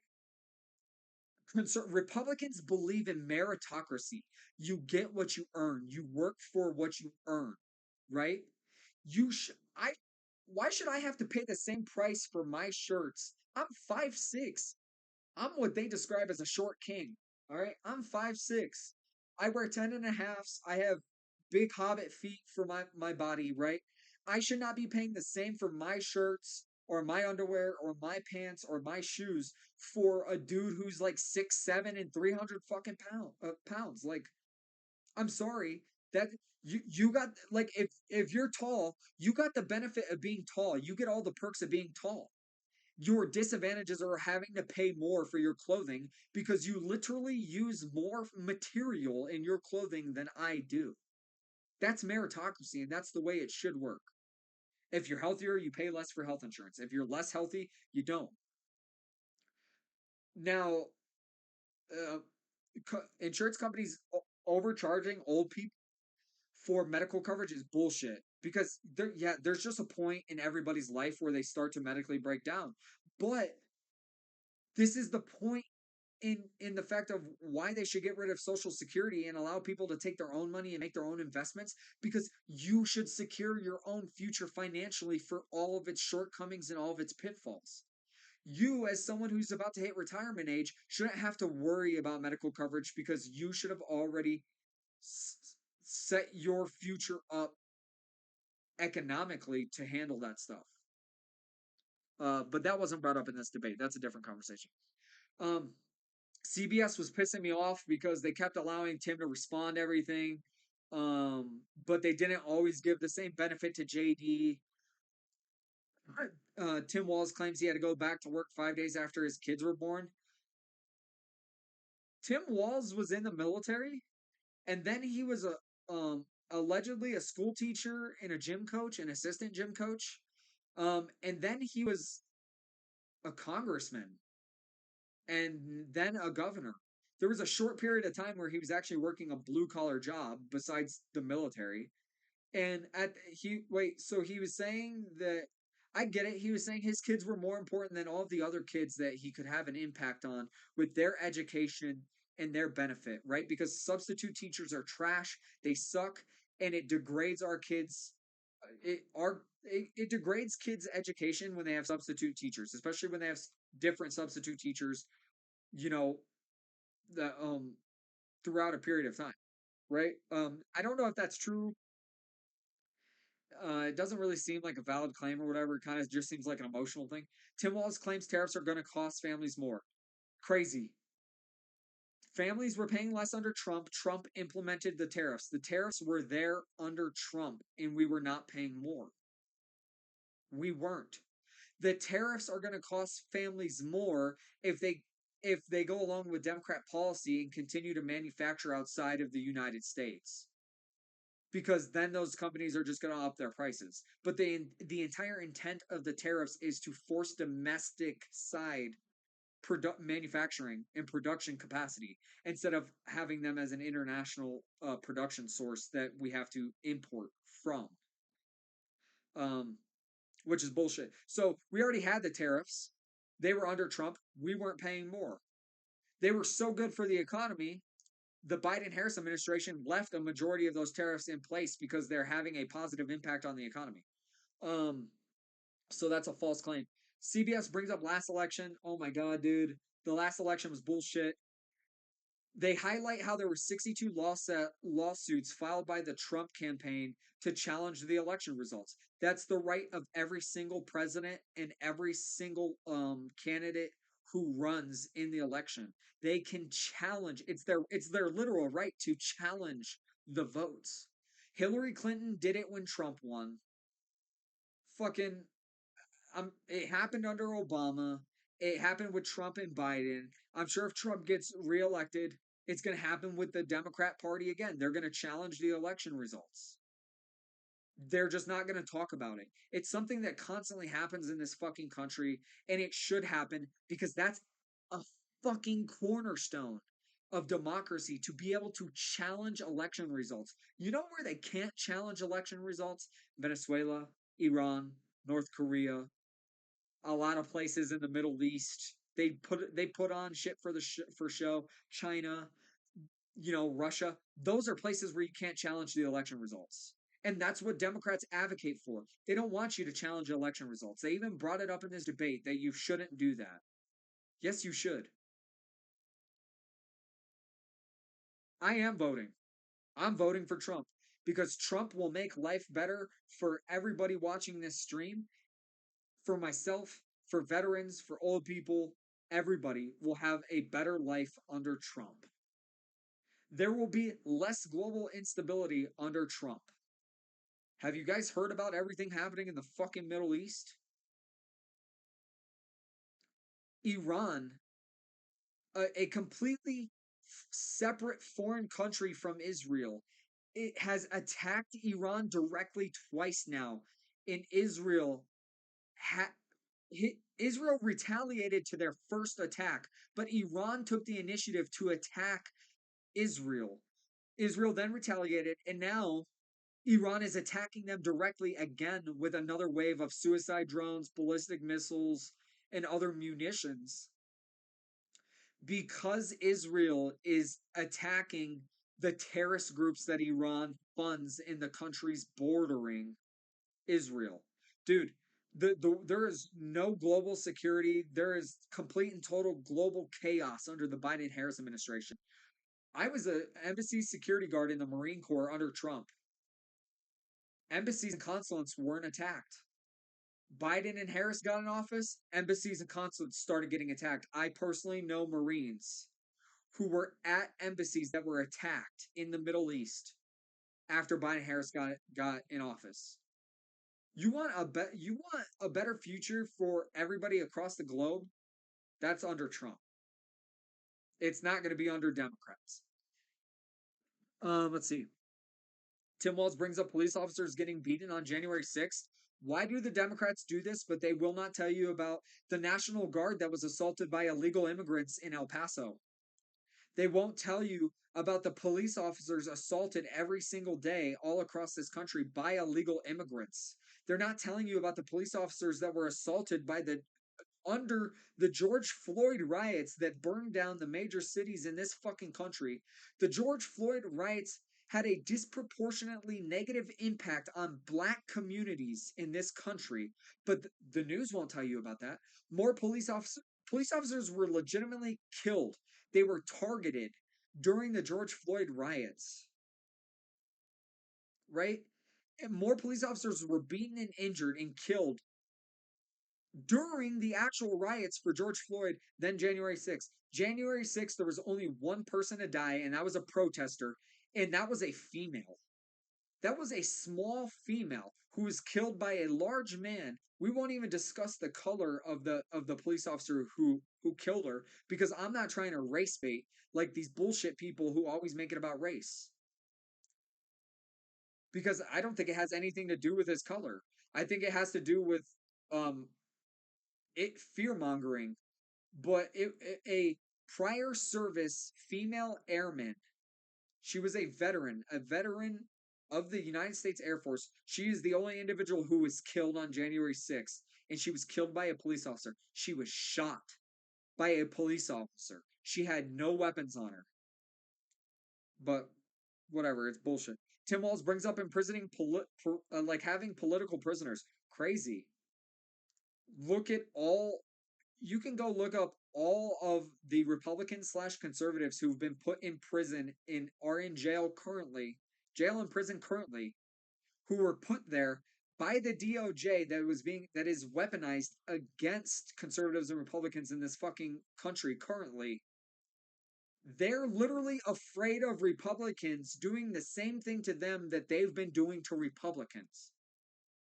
Yeah, no shit, you should be afraid of that, because you guys started doing it, going after people just because they're political opposition. Like, a court-ordered Rudy Giuliani, right, who's the former governor of New York and was an attorney for Trump, ordered him to pay, I think $237 million to two women in Georgia for defamation. Those women did not experience $237 million worth of defamation. They experienced no defamation. They did not have a net worth anywhere close to $1 million apiece.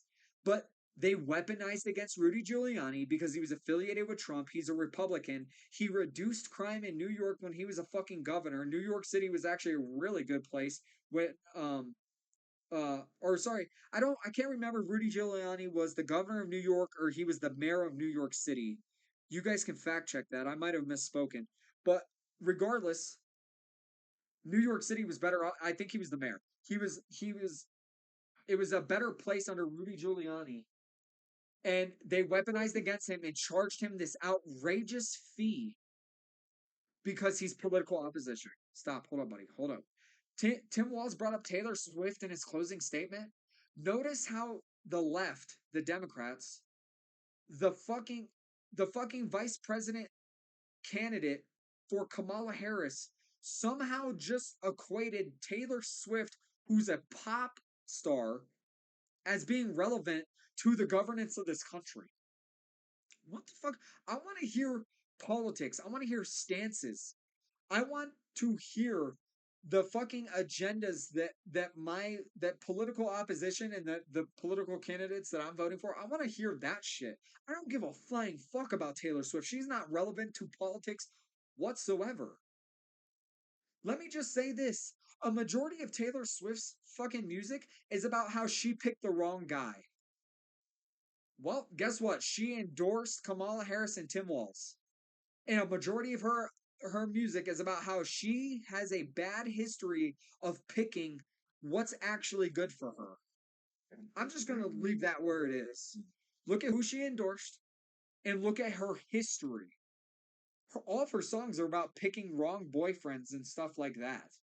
Because she has terrible taste in people. And she endorsed Kamala Harris and Tim Walz. That's all I'm going to say. Tim Walz brings up Build Back Better. Yes, because Joe Biden's whole agenda was Build Back Better because Democrats wanted to destroy everything They wanted to tear it all down, everything you had. They wanted to take it from you with the promise of building it back better. But they haven't done that. Everything's worse. The economy's worse. Life is worse. More people are dying. Everything's fucking terrible. Realize the agenda Republicans had were make America great again. That means America, the United States of America. That means they want to make America great again, because when America is an amazing place, all of the people who live here prosper. Life is fucking amazing for you, for me, and everybody else in the world.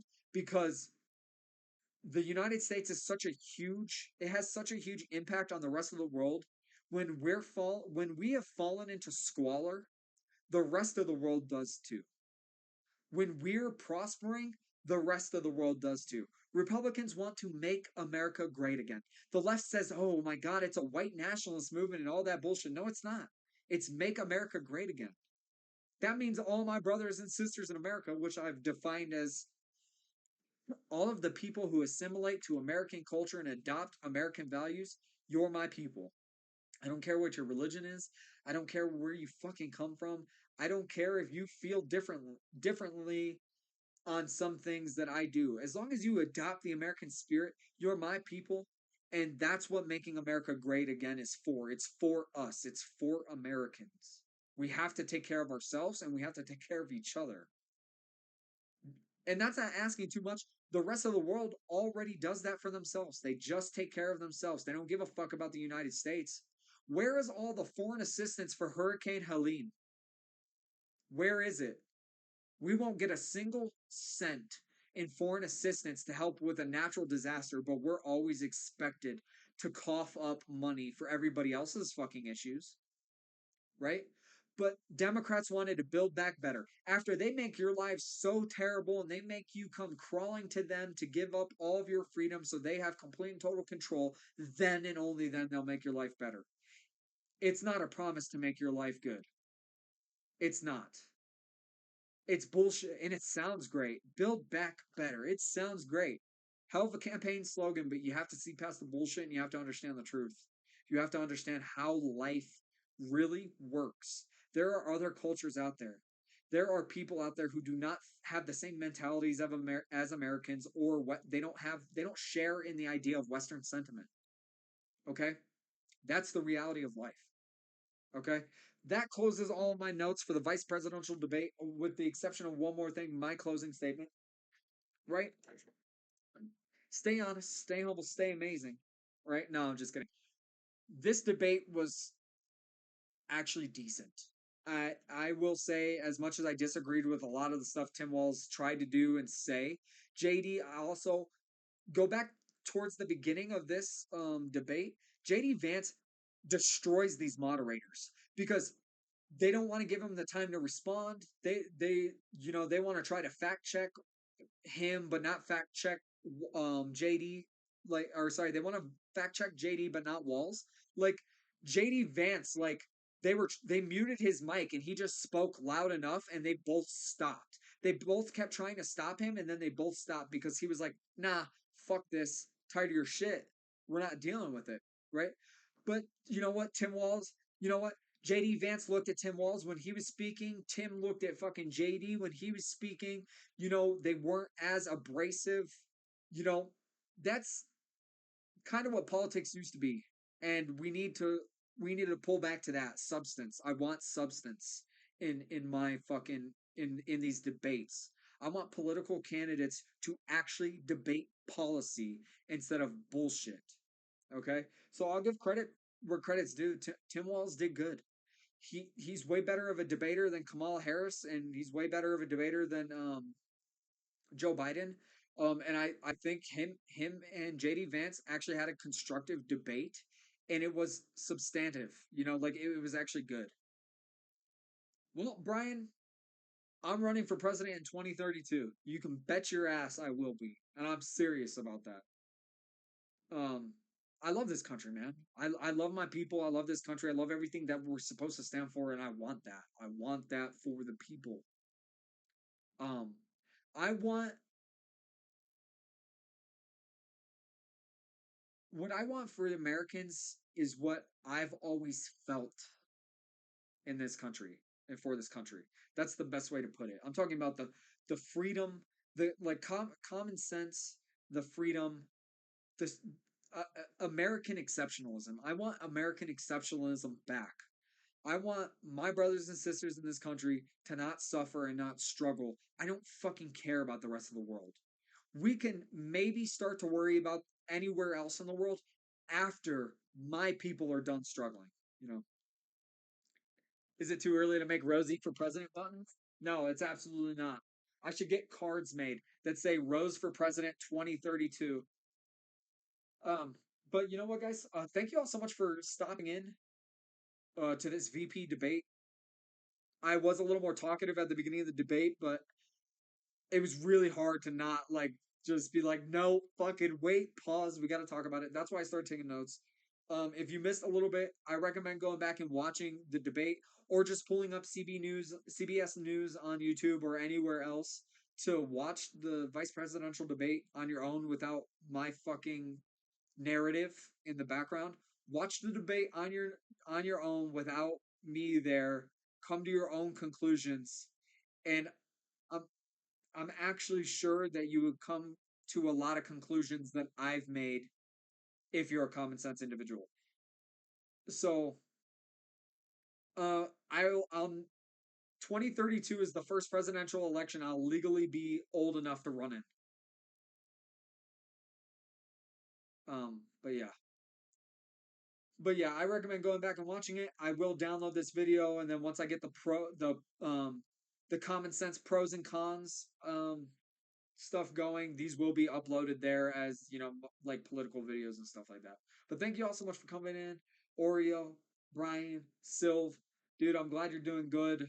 Um, yeah, I didn't hear about recently until like North Carolina, the Carolinas, you know.